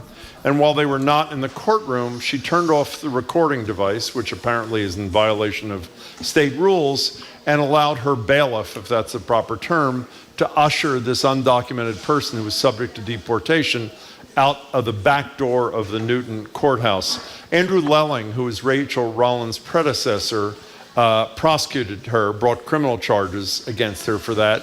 Originally, she was put on unpaid leave. The state's highest court came back and said she can't be unpaid, so she's being paid. And just a couple of days ago, a deal was cut with Judge Joseph. One, is that a fair description of the case? And if it isn't, correct it. And two, could you bring people up to speed on the deal that was agreed upon and what you think of it? Okay, well, so to some degree, you are recounting what the government's version of the facts were, and we've never heard her version of the facts. But let me sort of restate it to some degree. She had a right to keep the ICE agent out of the courtroom. At that point, there was, if you recall, there was controversy about whether ICE agents what they could do vis-a-vis courthouses and courtrooms, because when they appeared, the undocumented people who were victims of crimes, who the prosecutors maybe wanted to find out about, would not come into the courthouse. And so the idea was to keep the courthouse as a deportation-free zone in a way. And so what she was doing was what everyone was doing across the state. It's contested about what she thought she was doing by telling the bailiff to, apparently there was property in the basement and he could go and get his property. And it's not clear how much she knew about the implications of what she was doing. But having said all of that, I was vehemently opposed to this prosecution from the get-go. Really, some of it is a practical issue. She was a judge for 4 months. 4 months. Any prosecutor who has reasonable discretion and reasonable humanity would say this was a goof. This was a goof that should be dealt with by the disciplinary authorities of the court and not by a criminal indictment. And that, of course, is what the deal is. The deal is now the criminal charges are dropped as they should have been, and whatever she did will be subject to the disciplinary authorities. No one says that a judge is beyond prosecution. A judge that has, cash from defendants in his drawer is one thing. But what a judge does in the four corners of her courtroom, in good faith, it should not be something that the feds can charge as a crime. They argued judicial immunity. They argued this was essentially using the state courts to implement Trump's federal deportation policies. And since this all happened, information has come out that Andrew Lelling, was working very closely with ICE, and the ICE officials were putting considerable pressure on him to bring these charges. There's a line in a Freedom of Information Act suit, that Freedom of Information Act documents that were produced, in which ICE was saying, essentially, I hope this follows in other sanctuary cities. So this was a political stunt, as far as I'm concerned, that any other prosecutor would have said, whatever she did, she was only on the bench for 4 months, give it to the disciplinary authorities. The implications for other judges who fear that if they cross a line that the federal authorities disagree with, they can be indicted, is preposterous. Other than that, so I think that this resolution is the appropriate resolution. It just should have happened 4 years ago.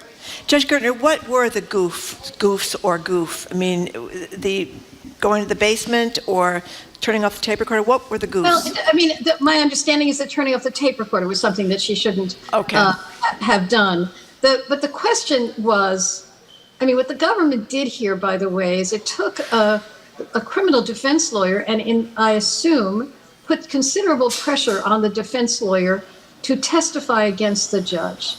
Now, that's really very troubling, right? You want to get the judge, so you line up witnesses against her, as opposed to treating this like a, confusing situation that it was at best. And then there was a question about, what whether or not, I mean, I've heard since then, whether in fact it was normal for prisoners to go out the front where they'd wind up mingling with other people, or whether it was better for them to go out the back. I mean, there was a contest here, but putting aside the facts, the question is the symbolism of indicting a state judge for decisions she made in her courtroom, rather than treating as a disciplinary issue. And in particular, indicting a judge who had been on the bench for 4 months is extraordinary. And Nelling did not care about that. ICE didn't care about that. What was more important was the symbolism of getting tough on judges in a sanctuary community. Two last things about this. If people are wondering why we're not mentioning Lelling's successor, Rachel Rollins was recused by her bosses in the Justice Department because, I hope you remember, both she and the Middlesex County DA, Marion Ryan, filed a lawsuit against ICE around this whole issue about their presence. So they said, I don't know if it's conflict of interest, whatever the hell it was, she was not on this case. But I have one last thing for you. Confidential, we were talking to Charlie Baker yesterday about the DCF case, where DCF wouldn't say anything to this mother whose kid was in custody and died in custody. And 20 days had passed. Right, no information. She couldn't see the body. She didn't know what happened. We talked to Art Kaplan, our medical ethicist. He's on tomorrow, about the confidentiality of all these panels that look at the malpractice allegations against doctors. Patients don't have any idea. This case is now referred to the Massachusetts Commission on Judicial Conduct. And to quote the executive director, Howard Neff, from the Boston Globe, all proceedings before the commission are confidential. Is that okay? Do we not have a right to know? I mean, I would argue, until you disabuse me of this, if you do, I would argue the hearing should be public on any judge who is accused of misconduct. If he or she is cleared, fine. If they're not cleared, then we know that. Where are you on this confidentiality issue? Well, I'm actually in favor of confidentiality only in this respect. Only in this respect. So the public will know if the hammer falls, all right? And if they say she's not going to be on the bench again, the public's interest would be arguably protected by that. She won't be on the bench again. Mm-hmm. The only issue that would be problematic is if, in fact, they conclude that she or any other judge should continue on the bench in the face of this accusation. So then there'd be, how come? What happened? But here's the problem, Jim. Whatever one thinks about this accusation, every disgruntled litigant in front of a judge, not everyone, but oftentimes that's the source of the complaints against judges. And to publicize each and every, she yelled at me complaint, or I don't like the way she treated my son complaint, would be to distort what a judge does. That's the problem. I think that there's a reason for confidentiality, particularly if nothing is found there. Okay, but how about at the end of the process then? Because of course you're right, Judge, that if it turns out that she's removed from the bench, we're obviously all going to know it. Let's discuss briefly two other options. The Commission on Judicial Conduct says you did nothing wrong, you're restored immediately, or you did lots of horrible things, but you've been punished enough by being off the bench for X number of years and you lost your pay for a period of time. Shouldn't we, I don't mean in the case of Shelley Joseph, I mean in the case of any judge. In that instance, the time served, for lack of a better expression, don't we have a right to know that, in your estimation? Jim, here's what I don't know. I don't know what the conclusion will be that will come out of this. In other words, what do they publish? Do they publish simply a vote yes or no? I don't know the answer. I don't know the answer to that. And because it's conceivable, as in an ordinary criminal case or an ordinary civil case, you'd say, here's what I'm doing and why. And they could then provide the why. But as a general matter, these judicial proceedings, you may want to know, but they really distort. They're a distorted view because they're oftentimes the disgruntled litigants who want to go after a judge. I'm almost convinced, Judge Gertner. I'm very close to convinced. Judge Gertner, as always, we really appreciate your time. Thanks so much. Thank you very much for being with us, Judge. We appreciate it. We've been speaking with retired federal judge Nancy Gertner, who's also a senior lecturer at Harvard Law School and a BPR contributor and a star on CNN and, of course, Jim Braude's Greater Boston as well. Coming up. By the way, several 100,000 people have watched that. Yeah, it was a great. That's how many hits there have been on the Tribe Gertner discussion. It was brilliant. You can get it on our website, the PBS website. GBHnews.org. That's right, GBS News. You can watch Larry Tribe, Nancy Gertner, toe-to-toe, and Jim Braude interrupting them both. Actually, I didn't for a few minutes. It was shocking. All right. Coming up, we're going to talk with GBH Executive Arts Editor Jared Bowen on the latest in AI art and a bunch of other stuff. You're listening to Boston Public Radio, 89.7 GBH.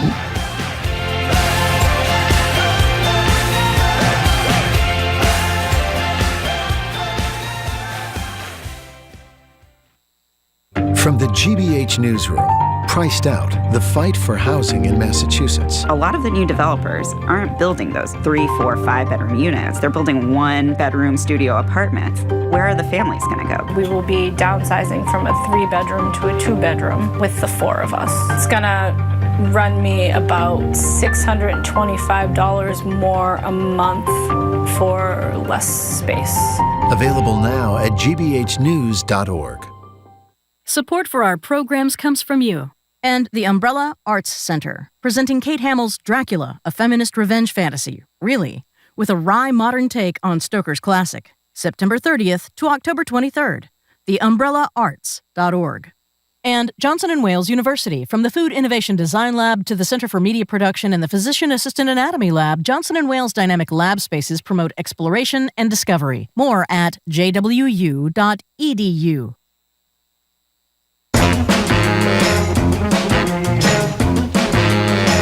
Welcome back to Boston Public Radio. Jim Braude and Margery Egan, live from the Boston Public Library, streaming at youtube.com/GBH News.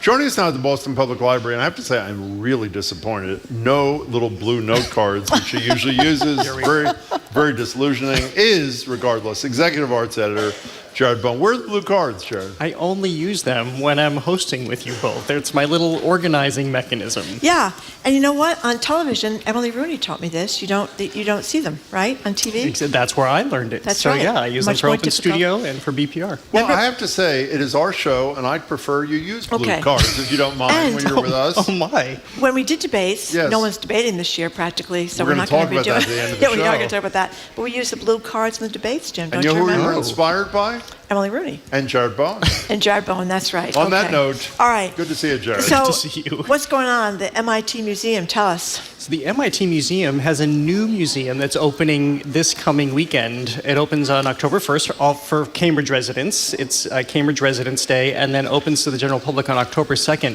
So if you'd been to the MIT Museum before, it was in kind of these a little bit dark, cramped quarters just outside of Central Square. And they moved down the street, and they're in the heart of Central Square now, which I think is also, Kendall Square, which I think is quite significant because this is the heart of innovation. Google is right across the street. We know that's where a lot of work on the forefront of technology in this country is happening. But this is a museum, as the school says, that turns MIT inside out. So you're going into this museum. I had a tour last week and walked through. You, get the story of the school and the innovation historically over the years and the great photographers and photography that's come out of the school. But you also get a sense of process, of part of the machinery that was used to help sequence the human genome. You get to see the star-shade pedal that allowed NASA to photograph exoplanets. You get to see information about the hacks. You get to see the software that some of the students developed during the pandemic to create their own community, to create the landscape of MIT during the pandemic out of their own memory. But where I think it really gets interesting is how, as if that all isn't interesting enough, to see some of these things you always read about in science headlines up close and personal. But then what the museum or what the school is doing right now in terms of AI and robotics. So just when I was there, I was watching a young man work with a robot inside the museum space, teaching it how not to bump into him. So ostensibly, this could be used further down the road as humans and robots are working together. There's a problem now. You can't get too close. It sends the robot veering off course, but this will teach it how to course correct. A few steps away, I watched someone have a conversation with a robot. She asked it a question. It answered her. I want to say the robot, she answered her because it has more of a female voice, but I'm trying to, it was like a female voice. Like a female voice. But this can be used in the future in assisted living and long-term care to have elderly people who might not be able to have conversations all the time, to have a being with them. It's kind of a being, to have a conversation. I sat down and I wrote a poem with AI software. I wrote one line, it wrote the next line. I wrote one line, it wrote the next line. It prompted me at the beginning to pick a theme, and we chose a title together. And then what I find... Wait. How does that work? You chose a title together. You discuss it with a computer? You typed it in. So it would on the screen, it would give me a prompt, and then I would type it in. And that's how the line writing went back and forth, too. It wrote something, I wrote something. How was the poem? It wasn't great. I want to go back and spend more time with it. And interestingly enough, they told me at the museum that a lot of staff members are going up for kind of like a moment of wellness to just find some expression and have the AI software tease something out of them so that they can write this language. What stopped me in my tracks, though, was, so throughout this museum, obviously a lot of stuff is happening and we can have questions about these things. How do we feel about living with robots and them taking on the guise of personality? We'll talk about this later, I'm sure, in this segment, about the role of AI in the arts and creation. So they do have artists who are interrogating this because MIT wants there to be a conversation about everything that's happening right now and the good and the bad. So I also watched the video that President Nixon gave when the moon landing went awry and they didn't survive. So of course, that never happened, but Bill Sapphire did write a speech for if the moon landing went terribly wrong, that President Nixon could deliver. So one artist gathered the latest AI technology to detect speech patterns and the way President Nixon looked and crafted this video of him delivering the speech. I crawled right up onto that television screen as somebody who has spent decades now in television and knows everything about editing and how graphics are made and whatnot. I got right up to that screen. I could not tell how they did it. I mean, it's so real, these deep We watched it this morning. We couldn't tell either. And if you read Nixon's lips, he was saying those words. It was just amazing. Could you explain what a deep fake is before we play the sound of this deep fake of Nixon? What's a deep fake? So deep fake videos, and this is what we all need to be terribly concerned about, our technology has evolved to such an extent that you can craft somebody doing something or saying something that they didn't actually say. They could take video of you, ostensibly because you've been doing this show for so long, and it's all on YouTube, so there's such an extensive record of your voices, there's such an extensive record of your video, and they could craft you boosting Vladimir Putin and talking about the virtue of a war in Ukraine. By the way, for people who think they haven't seen a deep fake, virtually everybody saw several years ago the deep fake of Nancy Pelosi giving a speech where they slowed it down in such a way that she appeared to be intoxicated when she was doing it. Here is the, again, you should watch this, but here's the sound of this deep fake about Nixon and the hypothetically failed moon landing. Here he is. Good evening, my fellow Americans. Fate has ordained that the men who went to the moon to explore in peace will stay on the moon to rest in peace. For every human being who looks up at the moon in the nights to come will know that there is some corner of another world that is forever mankind. You know, by the way, for those who say, well, that's interesting, it's not only interesting, it's terrifying. Because as I've said, either you or Marjorie or somebody before, when the Pelosi thing came out, you can imagine, at least on the web, as opposed to on television, where hopefully there'll be responsible people, well, who knows? You're nodding at me like don't count on it, where 2 days before an election, they play a deep fake of their opponent doing or saying something. Like you said, I love Vladimir Putin, I love that he's killing all these Ukrainians, and you don't have enough time to respond, even if you want to. So that's troubling. I want to reflect back on something you said a minute ago. When I first heard the notion that robots might be able to provide some company to older people who are alone, I thought it was insane. And then I read a lot about it. Maybe you're the one who first broached it with us. And survey after survey overwhelmingly shows when they've done this experimentally that it provides incredible comfort to the vast majority of senior citizens. A robot puppy. Even though they know, by the way, no, but a robot with whom they can actually communicate in some ways. They took great solace out of it. Not in every case, but in overwhelming majority of the cases. Well, we've seen what's happened during the pandemic and how many people have left healthcare, and we know that there are nursing shortages, and we know what these institutions are facing. And in particular, in regard to elder care, when you start reaching a level of dementia or just decline, the thing that can help you most, in addition to some medication and diet, is stimulation, of being able to have conversation and have social engagement and interaction. Again, also think of the pandemic when people couldn't do that, when they couldn't leave their facilities. So yes, this is why I think that MIT is so brilliant, because they want this conversation that we're having right now to happen, that yes, we are doing this. Yes, society is changing dramatically as we speak, but let's talk about it. And I think it goes back to the notion of let's turn the school inside out and show people exactly what we're doing, and let's talk about the scary parts and let's talk about the great benefits. And thanks to you coming in here, I knew nothing about this. October 1st is the Cambridge Only Day.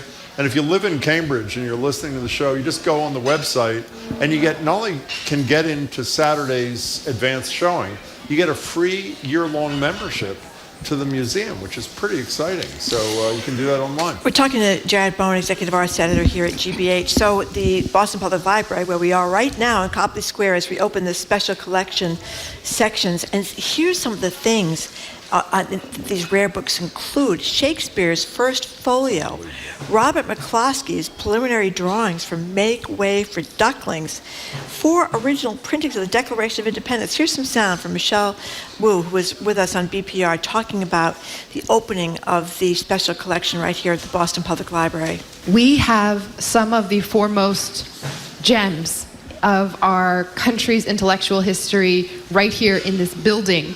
And if you go in the back, there's now wide open windows where you can see where they preserve it. There's like a hood, there's a little rinsing station. It's like a science lab in parts of it, a temperature controlled vault in another part of it. It's really incredible, the work that happens here. Pretty neat. Well, I know a lot about this because every year I MC this event called the Literary Lights, where they honor authors, and they're presented by other authors. And it's a great organization, and it's all for the Associates of the Boston Public Library, which helps to raise funds for the special collections. So over the years, I've become very intimately aware with the extraordinary array of this collection. Everything from objects to manuscripts, music, everything that you were just talking about. I believe that this collection is second only to New York, the New York Public Library, in terms of the holdings. It is a museum. And so what's exciting about this is, you might remember a few years ago, there was kind of some controversy. They couldn't locate some important things like a Rembrandt etchings, and there were concerns about how things were being stored. Of course, when you have collections of this quality, especially when it's paper, it has to be stored in a very precise way in terms of humidity and whatnot. All of that has been addressed with this multi-million-dollar renovation. It takes almost 7 miles of shelving to house the special collections here. But what I think what they have done now, which is extraordinary, is I think prior you may have thought that you could only be an academic or you had to be writing a book in order to access this material, because it is so special, because it is so rare and often priceless. However, that's not the case. The Special Collections Department wants you to know that you can be anybody. You don't have to have any expertise whatsoever. You don't have to be working on any project. Anybody who's here with us in the cafe now can make an appointment and go upstairs and request this material and see it for yourself. I mean, and this is the joy of historians and writers so often, is that they're writing biographies of Thomas Jefferson or whomever, and you're looking at a letter that he actually handled, that he actually wrote. You talk to anybody like Doris Kearns Goodwin, and they always talk about the proximity that you have to history and that first-hand encounter, and everybody can do that with the reopening of the special collections upstairs. Congratulations. You like to go touch that kind of stuff, Jim. Well, we've talked about me touching. I heard you not even touching, licking. Wasn't it licking? I did touch. Did you lick the PA tie? No, I did not lick. I touched it when the guards weren't looking.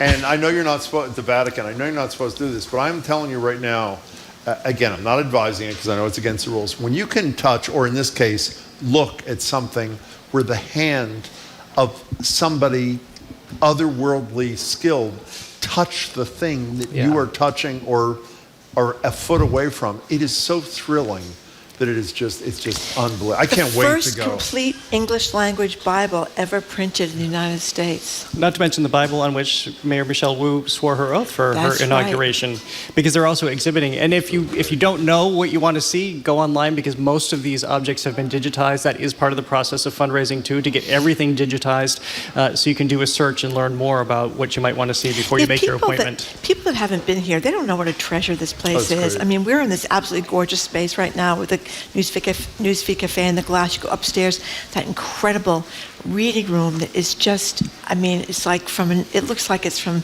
Europe in the 1700s or something like that. We're very lucky that we had people hundreds of years ago who recognized the value of collecting these materials, and that's how it all came to be. Well, also the beautiful thing, I don't want to brag, they have our first contract on glass when Marjorie and I finally entered the world of radio. And we were so moved when they asked us for $4.2 million. Tell you. Wow. Yeah, they got us cheap. I'll just say that in our first contract. That's absolutely. I love the writer that talks about Jim must always have access to string cheese as a snack. Yeah. That's my favorite part. So we all were at the Tina Turner musical. Opening night. The other night, opening night. What do you think? So I partly liked it. Yeah. I liked the beginning and I liked the end, and I had trouble with the middle. So I'll explain why, because this is the latest, not the latest. We saw that happen here earlier this year with the Neil Diamond musical, but it's another iteration of the so-called jukebox musical, where we're looking at these beloved figures in song and telling their life story on stage, because their stories are often as incredible as their songs. That's where the creativity comes through in the songwriting, and these stories tell that story. So here we find Tina Turner, who grew up as Anime Bullock in Tennessee, Nutbush, Tennessee, from literally a cotton-picking family. She grew up in a house of abuse, as we see depicted with her father. And I thought it was such a brilliant start, because you understand probably where the drive of this extraordinary person came from, because it was such hardship, but she also had people in her life, like her grandmother, who recognized the value of her voice and wanted her to sing out, even while criticizing her for singing so loudly in church.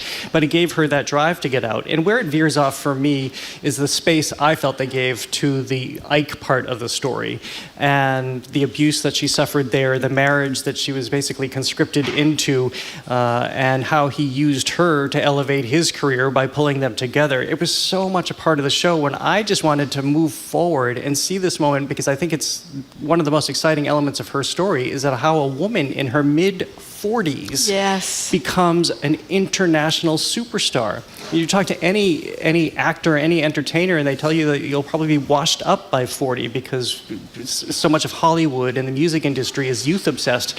But she transcended all of that, and at 40, with no money, mindful of the kids she had at home, she went out and turned herself into the superstar.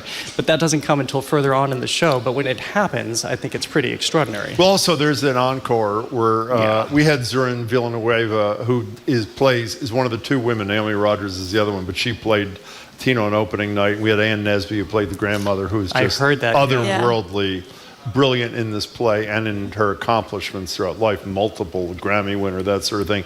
The encore, where she does 3 songs as Tina, where everybody's on stage, is really electric. It's pretty great. May I ask you something? That was opening night, and I know it's touring, but if they're not happy with opening night, I mean, Donald Coyne did not write an overwhelmingly positive review in the Globe.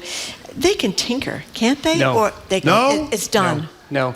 There is a moment where a show is what they call frozen, and their union regulations, everything, you can't change it after that. Really? I didn't know that that's why these moments like A Beautiful Noise, which I was talking about, the latest biopic musical, the Neil Diamond story, when that was happening here in Boston, this was to get the show on its feet, to try it out here, going back to our notion as a tryout town. So every night, they're watching the audience. They're literally watching the audience, and they're listening to them, and then they'll go back and they'll tinker into the night. The Gershwins did this when they were doing Porgy and Bess here. There are great stories about them walking through the Common, just trying to get it straight as they're headed back, I think they say, to the Ritz Hotel, just trying to figure it out. And you hear actors who first thing in the morning or a couple hours before a show, they're being given new songs to sing and try out. However, there's a moment at which it's frozen. It doesn't change anymore because you just can't keep doing that to actors, having them change the material. So briefly, if you can, because I want to get to one of my favorite stories of the week, La Boheme in reverse. Explain what I meant there and explain what you thought. Yeah, so this is a Boston Lyric Opera. They're presenting La Boheme, but not as we know. For people who just need a quick recap of the story, it's about a bunch of starving artists, and you have Rodolfo and Mimi who fall in love, and then she dies of tuberculosis at the end. It's also the story that Jonathan Larson created Rent out of as inspiration. But I thought was a very creative way to tell the story, they start at the end. So she dies, and then we move back in their relationship. But I think it becomes more poignant that way. It always kind of trips me up when I've seen stories told in reverse, like Merrily We Roll Along, or I believe I have this right, the Pinter's Play Betrayal is told in reverse. The end of the affair, Graham Greene. Right. That was terrific. Because even though you think, okay, we're starting with the hard part, the death, and ending with them meeting and falling in love, it's tougher because you know everything. You've been more intimately reminded of everything that's going to go wrong and how it's going to end. So it also makes it more special. This is sparse staging, beautifully done at the Emerson Colonial Theater, and a really, really beautiful, talented cast. Beautiful in every regard, in design, the voices, the orchestra is in front. They're not in a pit, they're in front of the audience, and I appreciated the way this was told, except for one narrator who's walking around and kind of interrupts every now and again to say, what would happen if she didn't turn around? And you don't need that. That was me, by the way. Incidentally, both La Boheme and Tina are here in town till October 2nd. How do you pronounce Jeremy Eichler's last name? Eichler? Eichler, yep. For the Globe. He wrote this piece, shushed at the symphony. Is it time to clap back at no clapping rules? I had been to one symphony in my whole life when I was a kid in New York City. We were told Andres Nelsons, who we'd never met, who's obviously, he was new in town, this brilliant conductor, music director, was going to be on our show, and Marjorie, who had been to symphony, said, well, we got to go so you can see what it's like. So Marjorie and I go in advance of Andres being on the show, and I didn't think I'd like it much, and I was over the moon. One of the greatest, when you see the players, it is just unbelievable. So in any case, they finished playing something, and I started applauding. At which point, Marjorie jabs me in the ribs because I am the only person in all of Symphony Hall who is applauding, and she whispers, you don't clap in between movements. Right. So you're supposed to be silent, which I think is insane, I should say, and then you wait till the end and that kind of thing. So give us the gist of the history, if you can, in 90 seconds of what Eichler is talking about when you could and why you can't clap whenever you feel like it at the symphony. Well, it's really an interesting checkered history because there was a time, especially in music halls, where it was expected that you would be rowdy. You would demonstrate how much you enjoyed the performance, whether it was a play, whether it was a concert, by speaking out, by being loud and boisterous and kind of reveling. Also, I think it's where the notion of throwing tomatoes came from, because if you didn't like something, that's how you dealt with it. But then society started to change, and the arts move into a more elite sector. This also comes from royalty, I understand, that there was a certain decorum that you were supposed to have when you go to symphony or you go to theater, and you no longer can talk, and you no longer can do certain things. And so I thought that was a really interesting piece too, to remind us of how we got here and is it still necessary? I saw that happen at La Boheme on Sunday, and then I went to another small concert on right after that on Sunday, and the same thing happened. People applauded. I don't have a problem with it, because I think this also feeds into this elitist nature of what art is supposed to be. We're only in a pause. I understand it was designed and written in a certain way, but this has had ebbs and flows over the years. I mean, I do have a problem with talking during a theater production, which or also eating, happens. as we know, you have problems. You know, I kind of like the quiet break. I mean, maybe that is elitist. It's artificial, isn't it? Well, if you just heard something great and they stopped. So when I was a kid, I played the piano. My mother was a pianist. I won a contest, and I got to play a concerto with the Fall River Symphony, which you did? I told you this a million times. And in a concerto, there's three movements, right? The first, the andante, and the end, and you have to sit there between the movements and, you know, with your hands on the piano, and it's kind of weird. But that's how I learned about it. You know, growing up with a mother who was a musician, is that you don't clap during. So I kind of feel it's.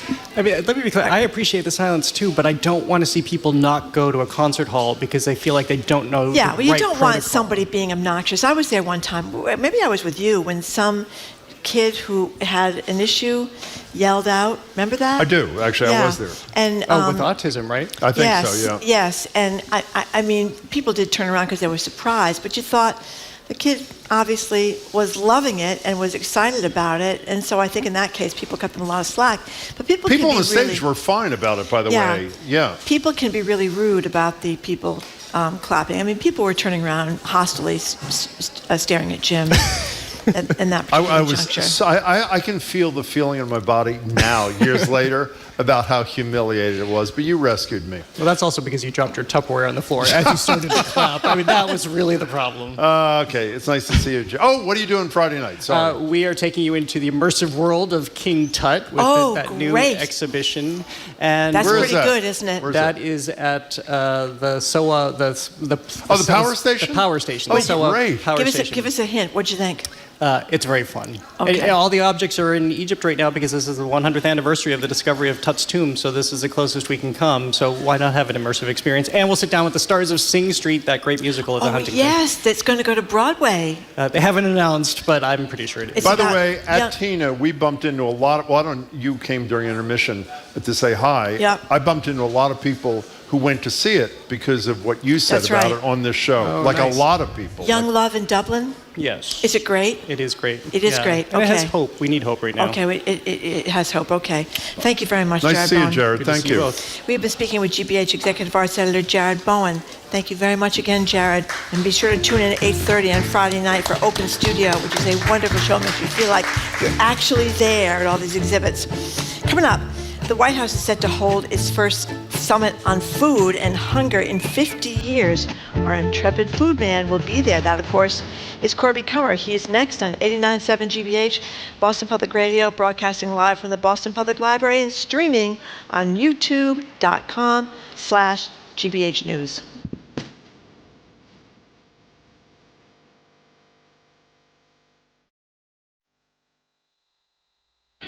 Brandon Kyle Goodman has built up a massive Instagram following for their Messy Monday stories. And now they've got a new book out about shaking off society's expectations. You know, I want people to love themselves and see themselves and know that they are three-dimensional, full people. Hear that story on the next All Things Considered from NPR News.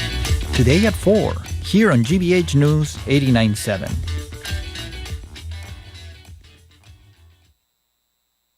Support for GBH comes from you. And Tools of the Mind, the research and play-based curriculum offers pre-K and K teachers tools designed to help ensure children develop cognitive, social, emotional, and self-regulation skills.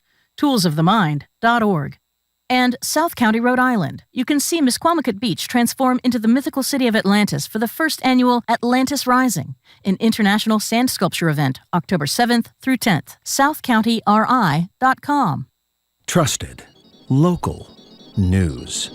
This is 89.7 WGBH, WGBH HD1 Boston, online at gbhnews.org. Boston's local NPR.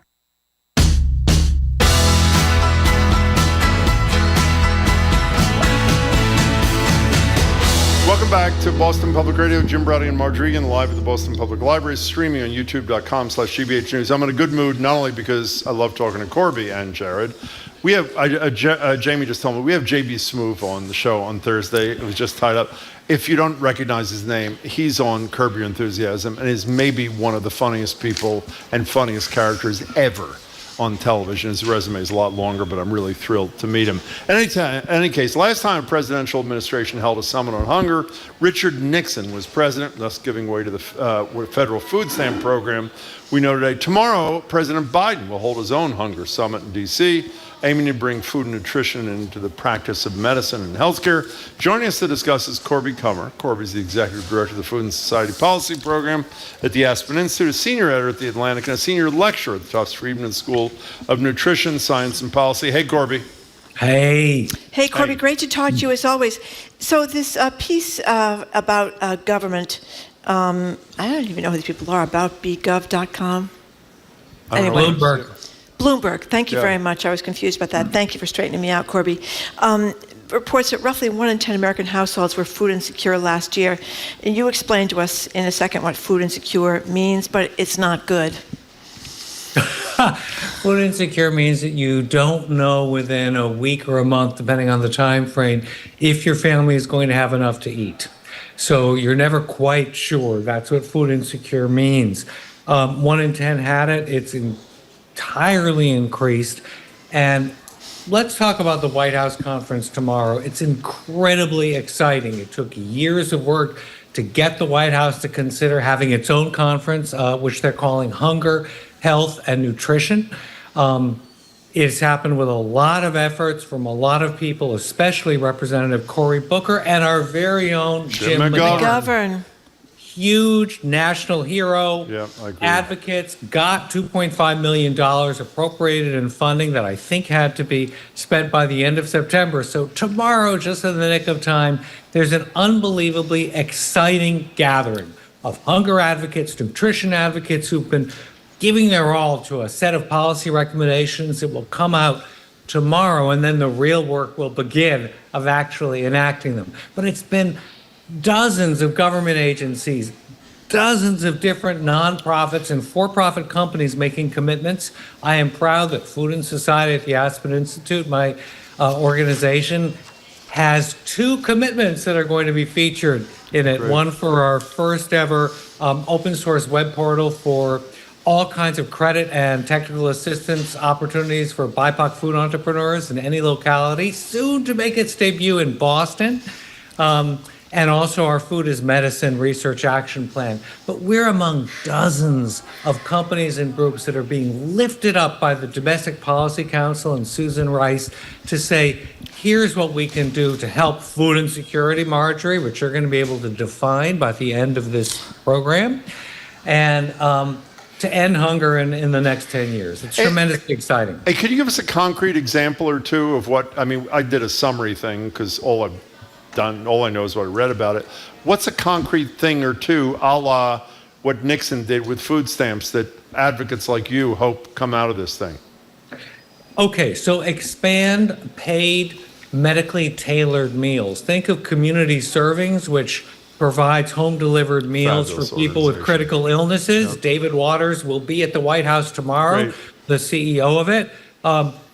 There have been many pilot programs to allow Medicare and Medicaid funding for these home-delivered meals that are going to help your kidney disease, your lung cancer, various diseases and ailments, your diabetes, most important.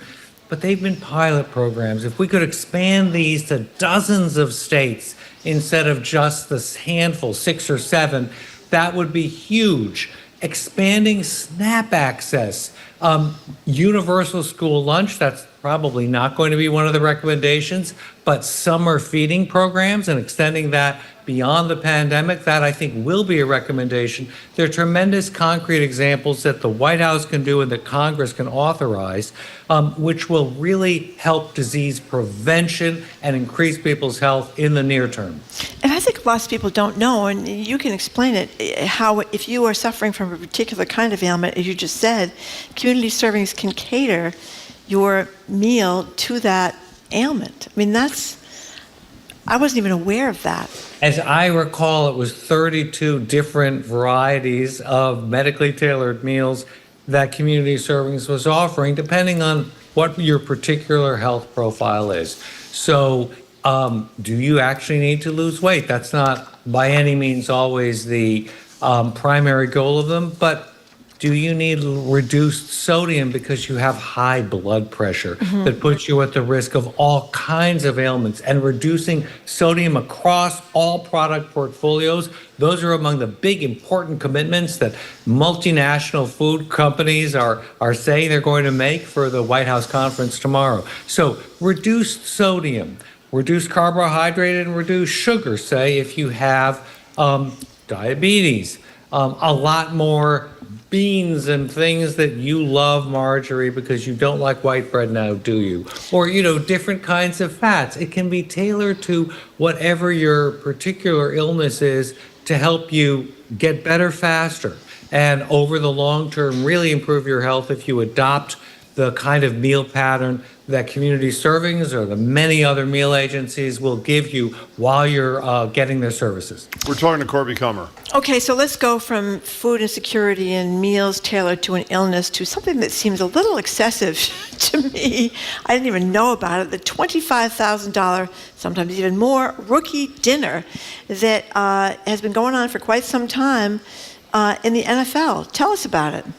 So, I'm sure you're all going to be able to summarize this much better than I because of my minuscule knowledge of the NFL and football and team sports. But fascinating story by Priya Krishna in the Times about this hazing ritual, that first draft picks who get the highest contracts and a lot of money are required to pay a portion of the bill for their entire team to go out to a really expensive Del Frisco style steakhouse meal with the finest, wildly expensive cognac, and tons of lobster and tons of beef. And it's like saying, you're going to be part of the team and we're going to have you pay for it. That's part of the hazing ritual. It's tremendously controversial because it's kind of saying to these guys, you have hugely lucrative contracts, so welcome to the good life. You can now afford enormously expensive sports cars and apartments.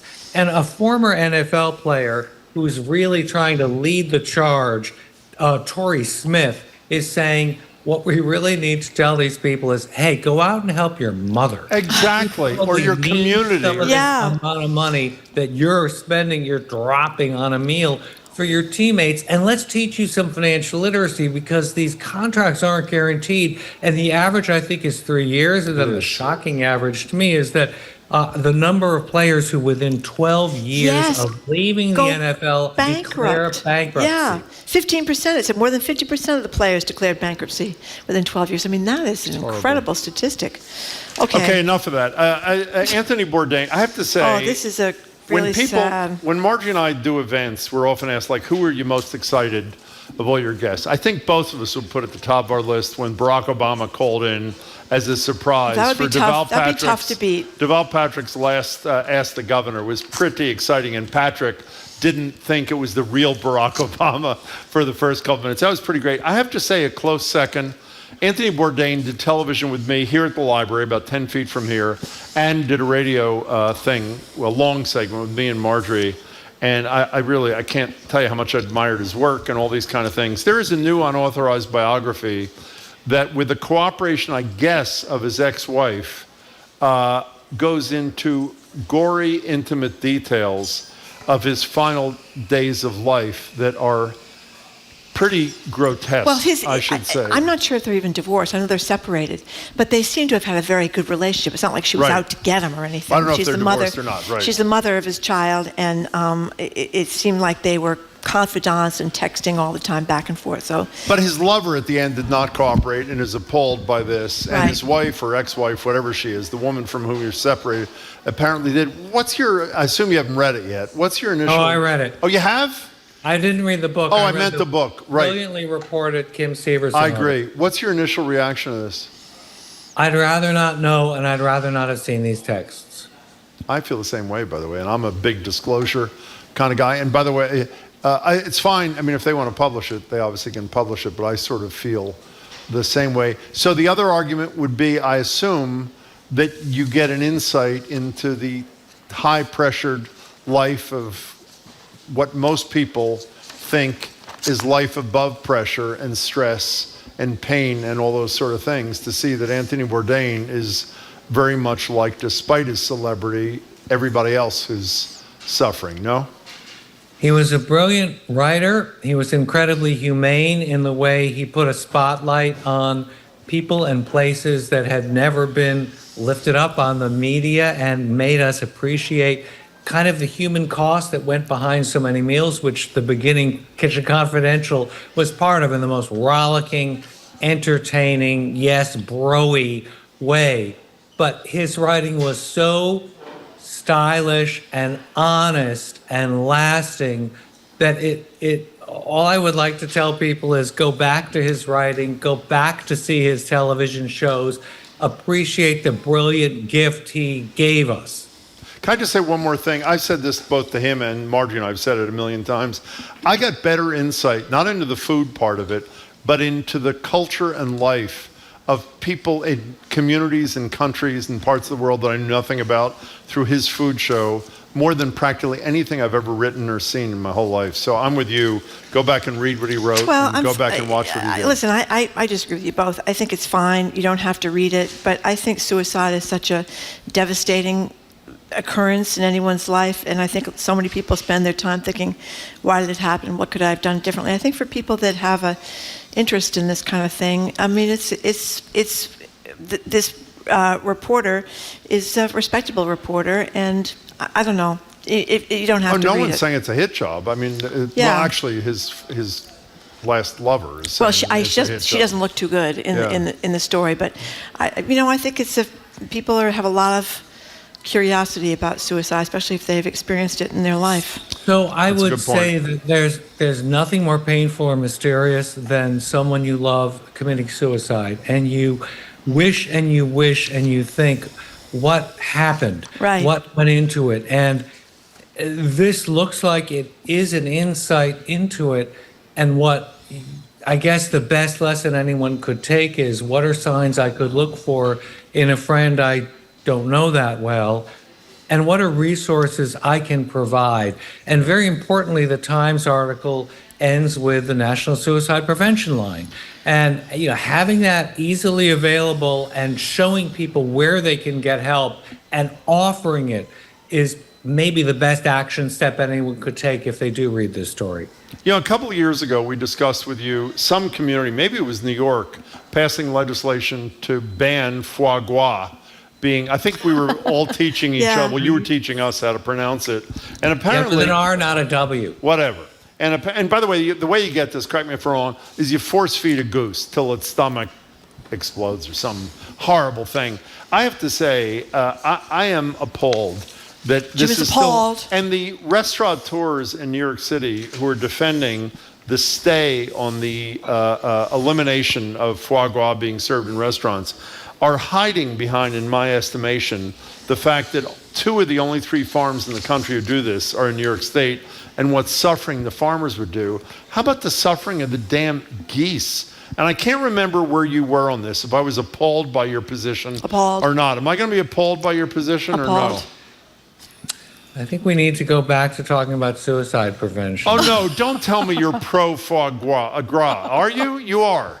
No, I'm pro-humane raising of animals, and I'm pro-giving farmers jobs. I am anti-hiding behind the idea that we give you a lot of jobs in upper New York State as a way of postponing the ban that was passed by New York City on foie gras. Thank you. So I don't think that's a good thing to hide behind.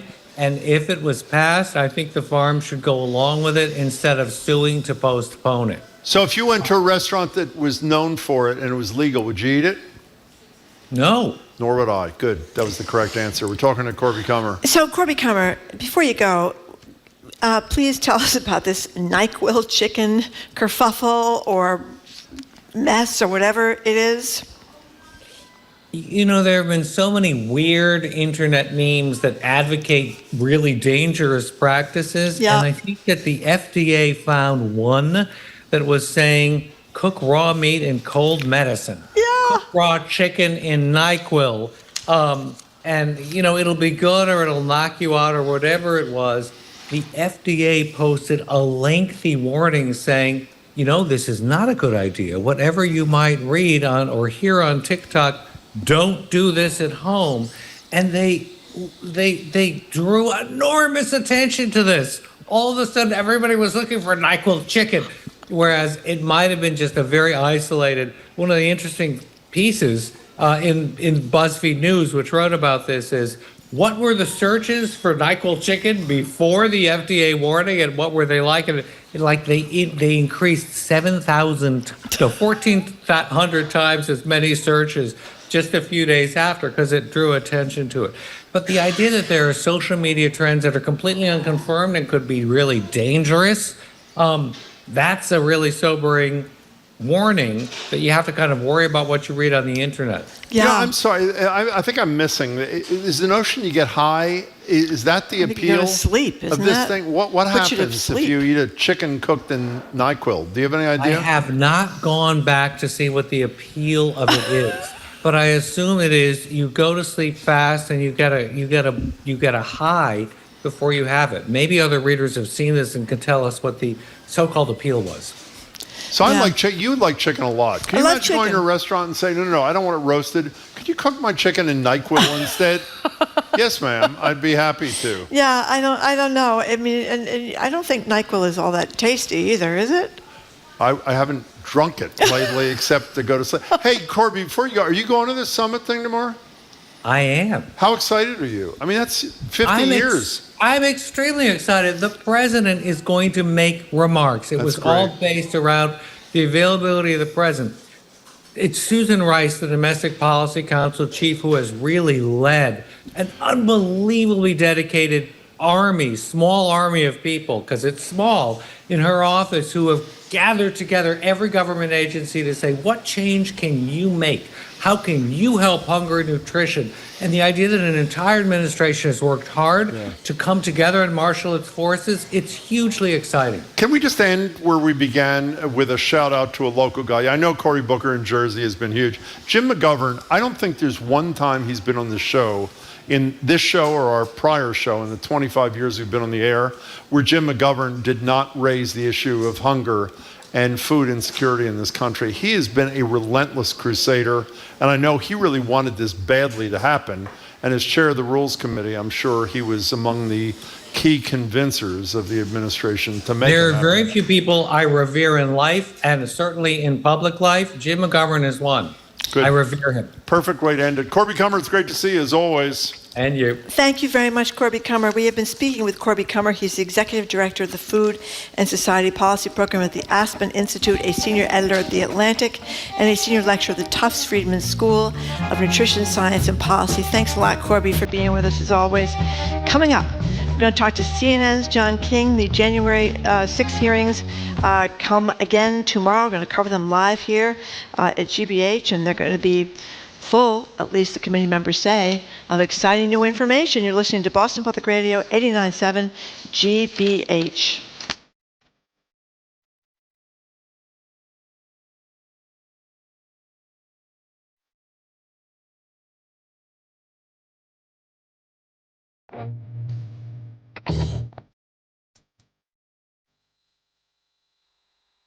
The January 6th hearings are resuming. Our investigation goes forward. What happened on the day of the Capitol insurrection? At 1:49, here's what was happening at the Capitol with President Trump's fired up supporters. A mob was assaulting the Capitol in his name.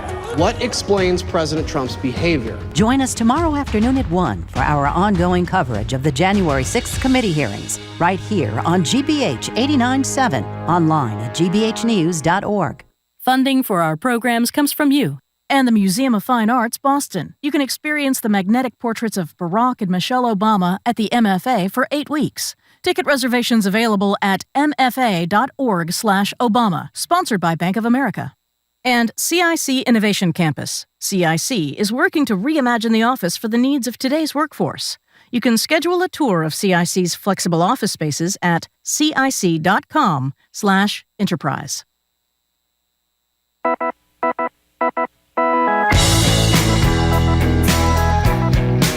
Welcome back to Boston Public Radio. Jim Braude and Marjorie. And I just want to clarify something both you said in that little announcement there. Marjorie and I will be here 1 to 3, not here, be on the radio 1 to 3 tomorrow. And if there's a break in the hearing, we will take your calls as we always do. NPR will pick up the coverage at 3, which means you'll get all of it live wall to wall tomorrow. Here to talk about it and more on Zoom is CNN's chief national correspondent, John King. John is also the host of Inside Politics. Hey there, John. Hello there. Happy Tuesday. Hey, great to talk to you, John. So what are we going to see tomorrow? What's the word? We're told that one thing we're likely to see is this new documentary footage of the Trump ally and the longtime Republican dirty trickster Roger Stone talking before January 6th, talking on right around Election Day about forgive my language, I won't repeat the word, but F the results, let's get right to the violence, and that let's be prepared to just when a state says that Biden won, just deny it, refuse to accept the results, and use violence if necessary to keep Donald Trump in power. Roger Stone is saying today that these images were digitally manipulated, and he didn't say these things. People can watch them for themselves. We have some of it. We've obtained some of it. We're showing on CNN, and we're told more of it will be shown tomorrow. It's a Danish documentary crew that gave about 8 minutes of video over to the committee. So that's one piece of the evidence, and it's part of the committee's effort to do something to reinforce something I think the committee has done quite remarkably well. That, remember right after the insurrection, right after January 6th, a crowd came for the Trump rally, and then they went to the Capitol, and then things spontaneously got out of hand. The committee has said, horse manure to that, and produced a lot of evidence connecting these thoughts about organizing, the rally, fighting, refusing to accept the results, going all the way back really to the day after the election. And so I think that's what the little pieces of the footage I've seen are pretty dramatic. What else do they have? What they say they're going to do is to continue to fill in the pieces of this arc from Election Day through the insurrection and actually through the Biden inauguration. Some would argue continuing today. And they say during that summer break, they also had a lot of new evidence come in. Some of it could involve the Secret Service questions, the texts and things like that.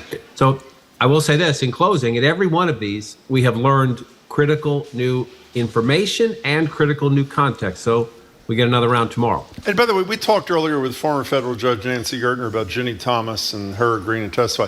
Has that meeting happened yet between the committee and Thomas? It has not, has it, John? It has not. To my knowledge, at least not of when I went upstairs to go on the show at noon today, it had not happened. And you don't get a sense that, I'm not saying that I don't think it's important, but you don't get a sense that this is it has to happen today or tomorrow. The committee does face a clock, Jim. I mean, when you raise that, there's an important context to bring in, which is number one, the committee has a clock at the end of this Congress. Number two, if the Republicans win 6 weeks from tonight, if the Republicans take control of Congress back come January, this committee will either disappear completely or be taken over by a new Republican majority and let's just say tasked in a different direction. So there is a calendar, both for most people on the committee. It's not unanimous. Most people on the committee say this is likely to be the last evidentiary public hearing. There's talk then perhaps of a last public hearing that's more of a summary and then a written report. But these things have changed throughout this process. The hearing schedule have changed, so we'll see if that sticks. Adam Schiff said somewhere, obviously the chair of the Intelligence Committee is also on the January 6th committee. His preference, I don't know if that's the right word, but the gist of it is right, is that if there's a criminal referral from this committee to the Justice Department, it should be unanimous. I assume he would only say that if it was unanimous, and he thought it would be. The only time we ever heard the chair of the committee, Benny Thompson, address this, correct me if I'm wrong, was when he told a scrum of reporters there wouldn't be a referral. Do you know what the state of affairs is in terms of the decision as to whether or not they'll even consider a referral to the Justice Department? I know that Congressman Schiff, Congresswoman Cheney, there are a great number of members of the committee who believe it would be powerful and important for the committee to make a referral. There is another side of that debate in the sense that these are public hearings, that the materials can be turned over to the Justice Department. The Justice Department has its own investigations, and that we know from the past 6 years of American life that, if it comes down from a committee that is dominated by Democrats and two very anti-Trump Republicans, that Donald Trump would try to spin that to his political advantage, right? The Justice Department is now acting on a Democrats and, Republicans in name only, as he calls them. So there has been that conversation about in the political environment, is it advantageous to Trump if they make a formal referral as opposed to writing a final report and then saying, we're going to send this down to the Justice Department. The Justice Department can make the conclusions about the law. We're not going to make it for them. But I would say that based on everything I've heard of late, the momentum seems to be in favor of some sort of a criminal referral or a version of that, maybe a cover letter as you send the final report to the Justice Department that points out what the members of the committee believe are specific laws that have been violated. The last thing I'll say on this is that's where we are today. Again, just like the hearing schedule and some other things, this is a fluid situation. And, I don't say that to be critical of the committee. The committee says, number one, it's a work in progress. And number two, they say that more information just keeps coming. Every time they have a hearing, the phones start ringing. What about the subpoenas for Pence and Trump? I mean, is that really serious discussion? I don't think fighting them is, Marjorie. And so people listening might say, is it a serious issue? Of course, it's a serious issue that you would love to know as much as you can from the then president of the United States and his then vice president, whose life was threatened that day, and whose president apparently was not all that concerned about the vice president's life being threatened that day. Congresswoman Zoe Lofgren, another member of the committee, a veteran Democrat, involved in a lot of investigations over the course of her career, both in Congress and beforehand, essentially said the other day that she doesn't think they're going to get there. And that's more of a calendar question, that if you try to force Pence or especially Trump to comply with a subpoena for Congress, you're going to be fighting in courts for months, and this committee doesn't have months. So I believe that, number one, most committee members would tell you they believe they've gotten a pretty full accounting. You don't have the personal accounting of Pence. What was it like running down the hall? What was it like to make the decision? A pretty brave decision by Mike Pence to not leave the Capitol, saying, I'm staying. I think it's important the American people know the vice president did not flee. I'm staying. You'd love to get that on the record. It's important. But they have received a ton of testimony and a ton of documents from his closest aides that I think fill in the big details, fill in the important information. You would certainly love to get the personal account on the record. I just don't see that as happening, A, because of the sensitivity issues, and B, because of the time issues. Let me just make an editorial comment here. If I hear one more person praise the patriotism of the vice president when his patriotic act was to comply with the Constitution and then choose not to volunteer to appear before the January 6th committee without a subpoena, I'm going to scream. If you're a patriot, you show up, and you can show up on your own. Can I ask you one other odd question before we get back to serious political business? We're not huge fans of Governor DeSantis here, even less so after this Martha's Vineyard stunt of a week ago. We're watching CNN as we speak, and obviously the storm is going to be horrible for Florida. Obviously, Florida wants an emergency declaration. They want federal assistance, etc.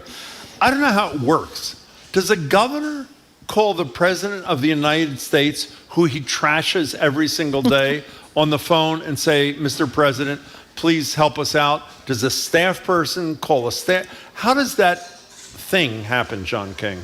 Well, in the here and now, I'll tell you what we know.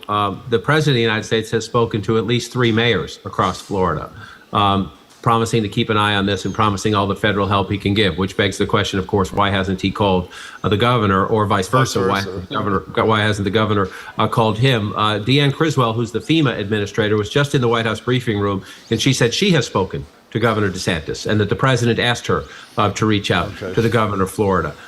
Remember, we can go back to Superstorm Sandy and Chris Christie, the governor of New Jersey, who thanked the president of the United States, then Barack Obama, thanked him profusely and said the federal government had really risen to the challenge and done everything it could to help New York and New Jersey through the horror of Superstorm Sandy.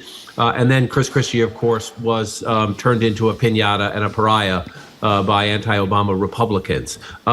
Can we just all take a breath? Look, President Biden has said harsh things about Governor DeSantis, too. It's not just DeSantis saying harsh things about President Biden. One would hope that there should be at least a small slice in our polarized America of a we're all American moments, and a hurricane bearing down on one of our states should be one of those moments. But I think that's something to keep an eye on in the next few days. The FEMA administrator says she's in touch. She says that all hands on deck, coordination is there, communication is there. But it would just be yet another in a long list of sad statements about our polarized politics if the communications somehow break down. Marjorie, I'm sorry, go ahead. I was going to say, we were talking about this morning, and I remember the famous or infamous, depending on your perspective, shot of Obama and Chris Christie hugging, really. I'm looking at it right now. Is it on TV? No, I just pulled it up. You pulled it up. You and John were talking. On the tarmac. I don't think we're going to see that with President Biden and Ron DeSantis, or maybe I'll be surprised.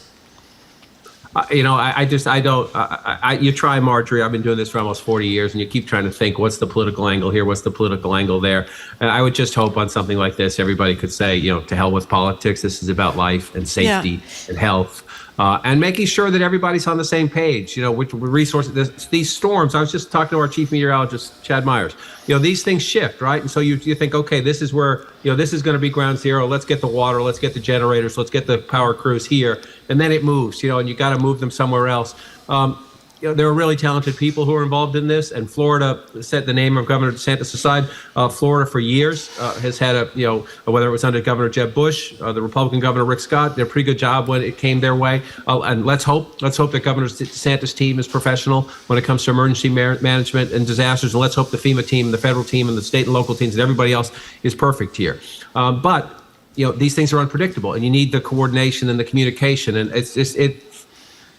I've seen a lot, and I always say that, nothing should surprise me anymore, I guess. I just don't understand why everybody can just say time out for the next week. For the next week, we're going to deal with a hurricane, and then we'll get back to the food fight. So let's talk about the elections. We're only, what are they now, 6 weeks? 6 weeks. 6 weeks from tonight, 6 we count weeks votes. away.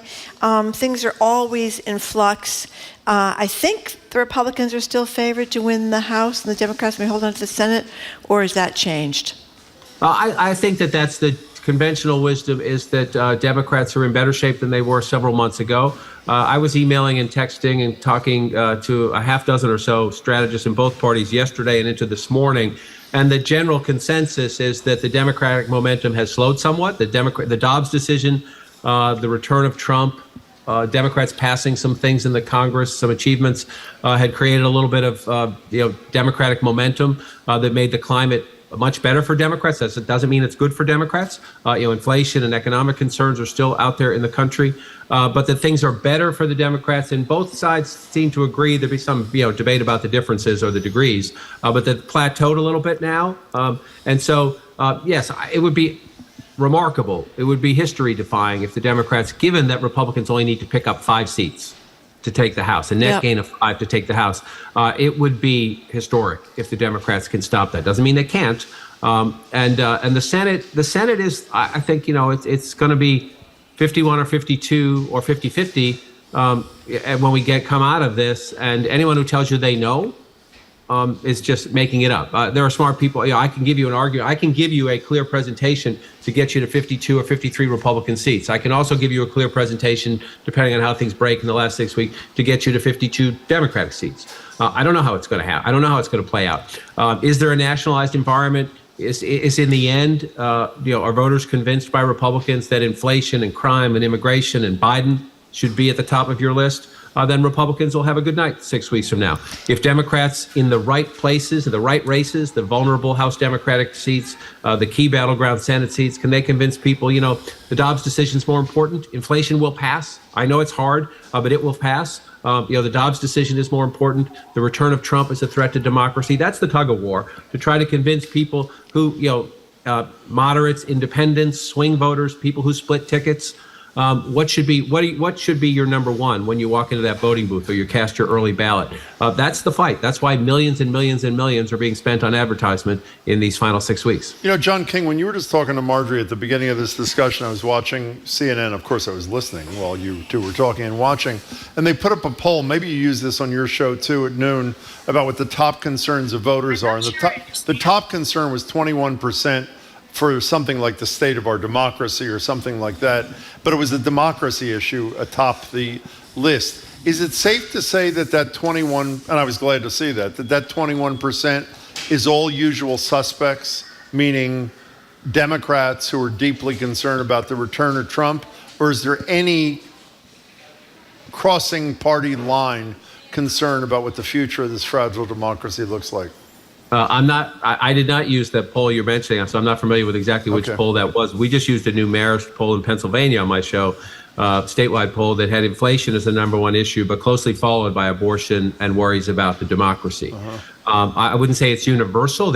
I just came back. On Friday, I traveled to Pennsylvania, and I was in Northampton County, which is one of these remarkable swing counties in America, twice for Obama, then for Trump, and then barely back to Biden. Only 25 counties in America had that experience, twice for Obama, then for Trump, and then back to Biden.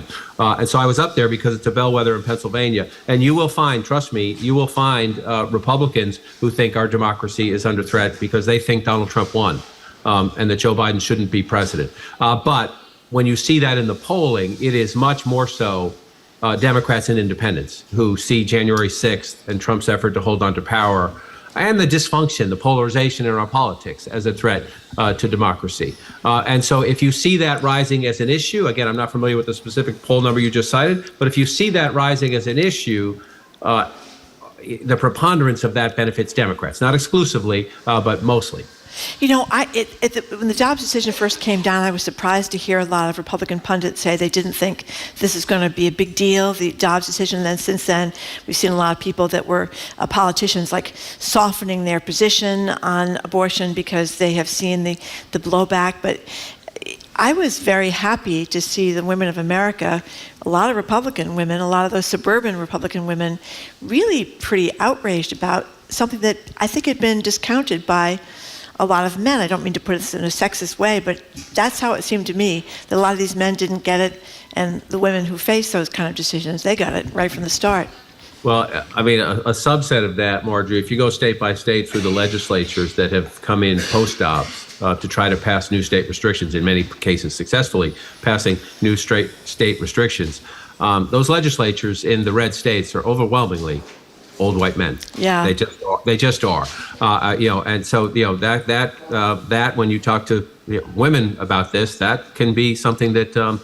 Again, we're talking in the lunch hour here. I don't use bad language, but that annoys them. That's a polite way. That is a more neutral way of saying some of the reactions that you get. I don't think we know the answer to this question. We do know that the Kansas referendum, a conservative state, red state with a blue governor, but a state of conservatives, common sense conservatives, said no thank you to the Supreme Court and refused to open their state constitution up to new restrictions. We do know that there was a significant spike in July and August in voter registration among women and in urban areas and suburban areas. And again, my experience tells me that benefits the Democrats. Even if some of those women are Republicans, they're registering to vote for a reason, right? They're registering to vote because they're mad at what just happened and they want to do something about it. My question is, and I don't have the data yet, is does that continue? Because voter registration in July and August is great.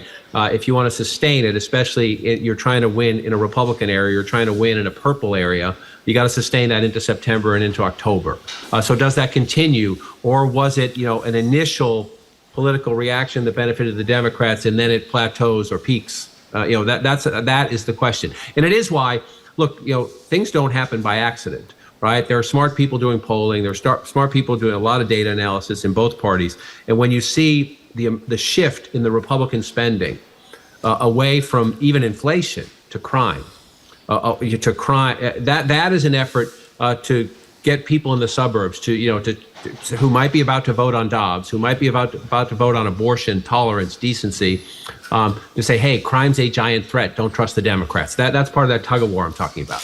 Hey, John, before you go, very quickly, my home state, as you know, is Pennsylvania. I am stunned. The most recent polls I've seen, the Democrats lead on the Republican candidate for governor, who's an election denier, was at January 6th, gets to appoint, I think, the Secretary of State. I'm not sure, but I believe that's when his power. Is he within the margin of error? How close is this race? Most of the polling I've seen, he's outside the margin of error. That is the one where Josh Shapiro, who's currently the Attorney General, the Democratic candidate for governor, is ahead outside the margin of error. There'll be a lot of people saying, be careful, because of, we know that some Trump voters, and Mastriano is very much like Trump, don't participate. They don't like polling. They don't participate. So I have a lot of friends in the polling industry, and I know just a lot of associates and people I've had relationships for 20, 30 years in the polling industry. They're good people, whether Democrats or Republicans. They're trying to do their job, and it's a tough environment because of the distrust of politicians and the technology changes, forcing you to do your job differently. But Josh Shapiro is ahead outside of the margin of error in most of the polling I have seen. The Senate race still very close. There are a couple of key. The reason I was where I was in Northampton County, that's in Pennsylvania 7. A Democratic congresswoman who won by a few points in a presidential year. Next door to her is Pennsylvania 8, a Democrat who won by a couple points in a presidential year. If Democrats can hold those two seats, then maybe something's happening. I'm looking for election night when I'm counting votes and at the wall, where do I want to look most? That's why I was up there, because Pennsylvania is one of the 5 or 6 states that for the next 10 years is going to determine presidential winners, the balance of power in the Senate, that determine the politics of American life. John, only because we like you, we won't ask you what you think about the Red Sox. It's good to see you, John King. There's always next year. There always is next year. Free agency starts the day after the World Series. Thank you very much. Stuff. See you, John.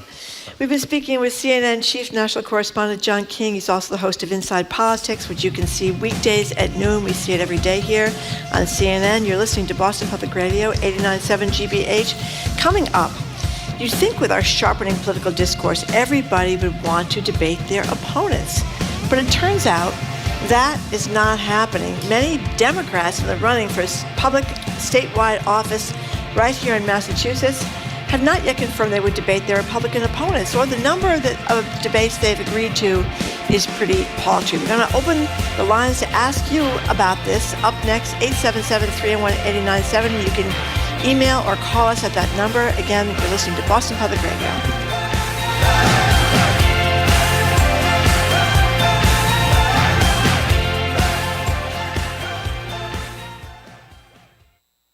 Every year, local journalism shrinks.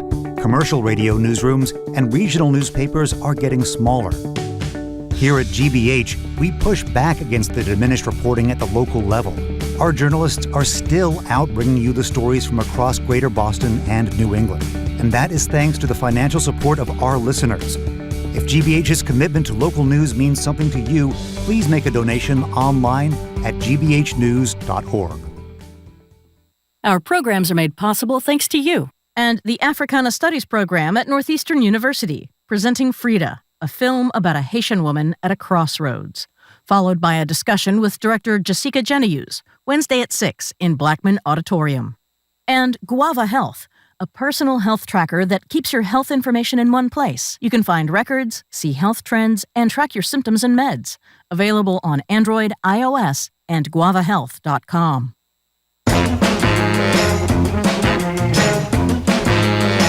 Welcome back to Boston Public Radio. Jim Browdy and Marjorie. We just have a few minutes left, and we thought we'd talk about something that I care a lot about. I think Marjorie does too. The question's quite simple. Are political debates dead? You know, one might have thought that our fractured discourse would entice politicians to get on stage, duke it out in front of as wide an audience as possible. But at least here in Massachusetts, ahead of the general election in November, there are virtually no debates happening. As far as we know, by the way, Marjorie and I have done a gubernatorial debate, I believe, every year for the past quarter of a century. We will not be doing one this year. To the credit of Maura Healey, I got a call from one of her campaign people on Saturday night saying she would be doing a second debate. That's the good news with Jeff Deal. The bad news is she would not be doing it with us. I took that very well, by the way. And as far as I know, Marjorie, there's not one other debate scheduled for any constitutional office between a Democrat and a Republican.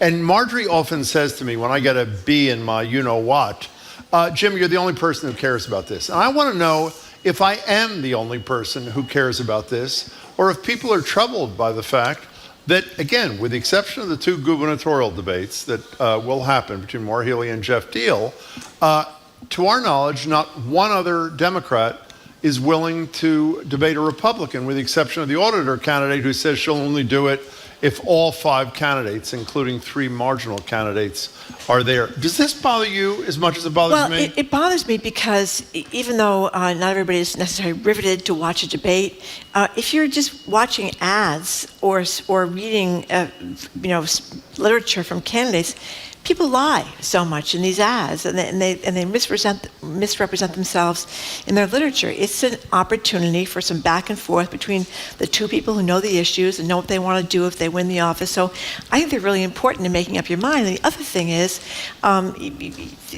newspapers do editorials, but people may say, well, I discount the Globe editorial because the Globe's a liberal paper. I discount the Boston Herald's editorial because they're a conservative paper. I mean, where else are you going to get an opportunity to see the candidates in action except in a debate? I hate to sound old-fashioned. My attitude, I was so surprised by this. Not only have you and I done a gubernatorial debate every cycle, I think forever, on Greater Boston or in my prior life on NECN, I think I've done virtually every constitutional office in every election for the last 20 plus years. But, you know, beyond the arguments you make, which are very compelling to me, don't you sort of feel, I don't mean legally, there's an obligation, yeah, there's an obligation on the part of a candidate to at least agree to one debate, and if nobody watches, that's their problem. But at least give the voter an opportunity. I mean, if you were to stop 100 people on the street and said, who's running for auditor? who's running for Secretary of State. They might know Bill Galvin because he's been around a long time. Yep. Who's running for Lieutenant Governor? My guess is the average person would know this is an opportunity to tune in and find out. And I have to say, if I can use the word one more time, I really am appalled by this. 877, I knew you'd laugh. You've been appalled 877. about 12 times today, Jim. I've been appalled a lot. You know what? 301-8970. And the other people say they're boring. Well, I'll never forget the debate between Bill Galvin and Lenny Zakem. Lenny Zakem's kid, Josh Zakem. Josh Zakem, that was on your show. I mean, it was must-watch. It's like WWE. Yeah, it was much-watched television. It was a really contentious debate, and it was really, really great. And you said to yourself at the end of that debate, well, maybe time for a new Secretary of State. And Josh Zakem was a city councilor then, young, talented politician. I mean, Bill Galvin really kind of took care of him very quickly in that debate. Well, also, they may not, most of them aren't that scintillating. That's not the issue. It's not intended as entertainment. That was. Oh, come on. We do want a little entertainment. Well, you do. And I do too. But the bottom line is, I think we have an obligation, and I really believe in this state we are being let down. Let's try to take as many calls as we can in a short period of time. Chet in Worcester, what's up? Hi. I just wanted to call and say that I have two things. One is that I understand it because I don't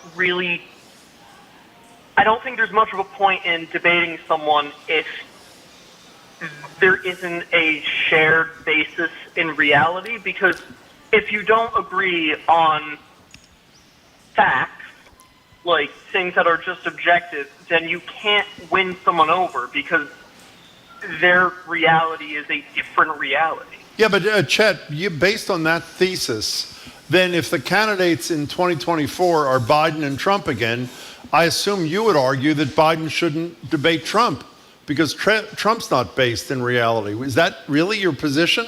I think let Joe Biden, if that's what you believe, expose Trump is not based in reality. Or on a state level, if that's your position, let candidate A expose candidate B. No? Yeah, well, I'm not necessarily opposed to them debating, but I understand why they might not want to, and I don't think it's quite as big of a deal. I'd like it personally, but I understand not having it. And also, there's the whole thing where the debates, all debates are really is trying to get like the one good sound bite, get the good line that you can use in the ad. There isn't really, sometimes there is, sometimes there isn't, but a lot of the time there isn't just a lot of substance. Chet, can I tell you something? I generally agree with that, but let me just say, and thank you for your call, when you don't know either candidate, which is what most of us, the position we're in, with all of the offices below lieutenant governor, at worst you get a feel of a human being who wants to lead you in one capacity, and that alone, to me, is worth the price of admission. Well, thanks for the call. A couple of texters are right with Chet. Joel in Connecticut says it's hard to debate people who are delusional. Cynthia in Bolton says, why debate people who are election deniers, liars on most issues, can only create problems. It's concerning, but in this environment it's understandable. And then on the other side, we have a texter who says, I don't really care about debates, but I do care that candidates don't have the testicular fortitude to have an open debate in person. Well, in terms of the election denier thing, the point that texters are making and Chet is making, it's very possible also that the voter doesn't know that Jane Doe is an election denier, and there's an opportunity for the non-election denier to point that out. It drives me nuts. Karen in North Andover, what do you think? Oh, good afternoon. The main thing, if you recall high school debate club, years and years ago, they had a reason for doing it. They wanted to have those kids decide how to be civil and how to have a sentence formed into a paragraph and into an essay. They don't allow anyone to do that anymore because kids don't want to have sentences. They don't even write in English anymore. Is this Marjorie calling the show, or is this Karen? Oh, my gosh. It has to be brought back. Well, whatever they say and however they say it, I hear you, Karen. I want them to be heard. I think it's over. I think I've given up on grammar. I think it's over. You see grammatical errors all over the place now, in the newspaper all the time, on TV all the time. It's done, Jim. Those of us who worry about prepositional phrases are debates may be done too. If if the Democrats are the ones who are not agreeing to debate this cycle, if they get away with this and they're all elected, and the conventional wisdom is they are all going to be elected, we'll see. The message that is sent is it's okay to not engage your opponent, which I think is a really dangerous precedent. We'll Andrew in Sudbury, thank you for calling. Hey, Andrew. Hi there, Jim and Marjorie. Love the show. I've called a couple of times. Thanks. In fact, the Thank first you. time I called was as a reaction to the horrible presidential debate, which I thought was a debacle. And now we're talking about these debates. I'm a trial lawyer. A trial is a debate. I love nothing more than a debate. And quite frankly, I don't think anybody should be voted for who doesn't have who thinks they are too smug or too arrogant or too likely to win to take on their opponent. I think it's a wonderful learning experience for people to see who they're voting for. And I would not, quite frankly, I was voting for all the Democrats who are running, even unopposed, okay? But I won't vote for anybody who won't debate. I want to see them get up and say something about themselves, and I want to see them take on their opponents. I want to see them take them on too. Andrew, thank you for your call. We appreciate it. Debates are important, says Alden from Boston, but because of the current climate, it's very one-sided. It's almost to the point where you either are very right, wrong, or left, right-wing or left. Apparently, he watched the Question 1 debate on Keller at Large, John Keller over at BZ. He said the debate was clearly one-sided and filled with so many lies for the no side. And, you know, that's another By the way, issue, Question too. 1 is the millionaire's tax, the fair share amendment. It is hard, and you're really good at this, Jim, being a lawyer yourself. Very nice, I mean, yeah. you can't let people get away with lies in debates, and too often that does happen. I didn't see John Keller. He's usually a great moderator. Well, but it's also I agree with you, but it's the obligation of the other candidate to correct a candidate if he or she believes they're misrepresenting anything. Well, to you the stepped public. in, Jim, is my recollection. Well, a lot of of the people think I candidate. step in too much. No, I'm serious. A lot of people think John does not. John is a wonderful debate moderator. He is. John lets the candidates go at it. That's not my approach. But whatever the approach is, you got to see him head to head. Mike and Everett, thank you for calling. Go, Mike. Jim and Marjorie, Michael McLaughlin. Hey, Michael. Hi. I think debates are extremely important, especially on a statewide level. You're not going to be able to get out and meet every constituent across the state, but it gives the voter an opportunity to see each candidate and be able to hear from them, hopefully unobjectively, the moderator, somebody like Jim, who can moderate a debate evenly across the board, not taking one side or the other. So, Hey, Mike, Michael, you're a Democrat, right? And he's been a city councilor. Yeah. So what's going on? Why are so many of the Democrats not debating? You know, sometimes, unfortunately, it's because of the moderator, I think. I think if you have a moderator who is unfair. I remember doing a small debate on Jim's previous life on NECN on the casinos. And Jim, I remember that too. Jim was even across the board with myself and the individual from Suffolk Downs. Didn't show favoritism to either side. And the fact of the matter is, I think the moderator hurts the process if it's not a moderator who's fair. Yeah, but across the board for each Mike, candidate. thank you for the kind words. There are a lot of great You're moderators. legendary, Jim. Let's face it. There are a lot of great moderators in this state, and the candidates can pick whoever the hell they want. So, Mike, I'm with you. Go debate. I don't care what your level of office is, but particularly statewide constitutional office, they have an obligation to do this, and they apparently believe, a lot of them do, that obligation is non-existent. You know who I'm really surprised at? Andrea Campbell, because she's very quick on her feet. She's very smart. She's running a course for Attorney General. I'm surprised there isn't. I guess there was something on YouTube or something between her and Jay McMahon, but I don't that was know. it. She just told us, we'll see. She said several times, and apparently we'll see means I'm not going to do it. So I'm disappointed in all of them, actually. But again, the governor candidates will be debating twice, which is a really good thing. 3 would be even better. Deal and Healy have 2 debates. Okay, thank you very much for listening to another edition of Boston Public Radio. Thank you to people that came down to the Boston Public Library to watch the show. We really appreciate that. You can keep up with us 24/7 by way of our podcast. Tomorrow we're going to have special live coverage of the January 6th Select Committee final hearing. That starts at 1. We're also going to talk to the Atlantic's Tom Nichols, who has been brilliant on a whole bunch of stuff, including the Ukraine and Russia, NYU medical ethicist Art Kaplan, and Matt Gertz, who reports on right-wing media and things that are not true there. We want to thank our crew, Zoe Matthews, Aidan Conley, Mackenzie Farkas. Additional support provided by Gia Orsino and Brendan Deedy. Our engineer is John the Claw Parker. Our executive producer is Jenny Bologna. Special thanks to the BPL engineering team, Eddie Hickey and Angelica Marrero. I think Rob Fagnan is here as well. He is. What's on TV, Jim? Well, we started this discussion with the governor yesterday about whether the tax cap, which is going to return $3 billion to the taxpayers, should happen exactly as the law exists. Should the legislature amend it? We'll have two people from the legislature debating what form that $3 billion rebate to the taxpayer should take. And two, inspired by a wonderful discussion that started our show yesterday, Shirley Leung is going to be one of two panelists where we're going to discuss what the office of the future is likely to look like after 2.5 years of the pandemic. So that's what's happening tonight. Sounds good, Jim. Thank you. You're welcome. Well, you're welcome. I'm Marjorie Egan. I'm Jim Browder. Thanks again for tuning in. Hope you can tune in tomorrow. And meanwhile, have a great day. Thank you.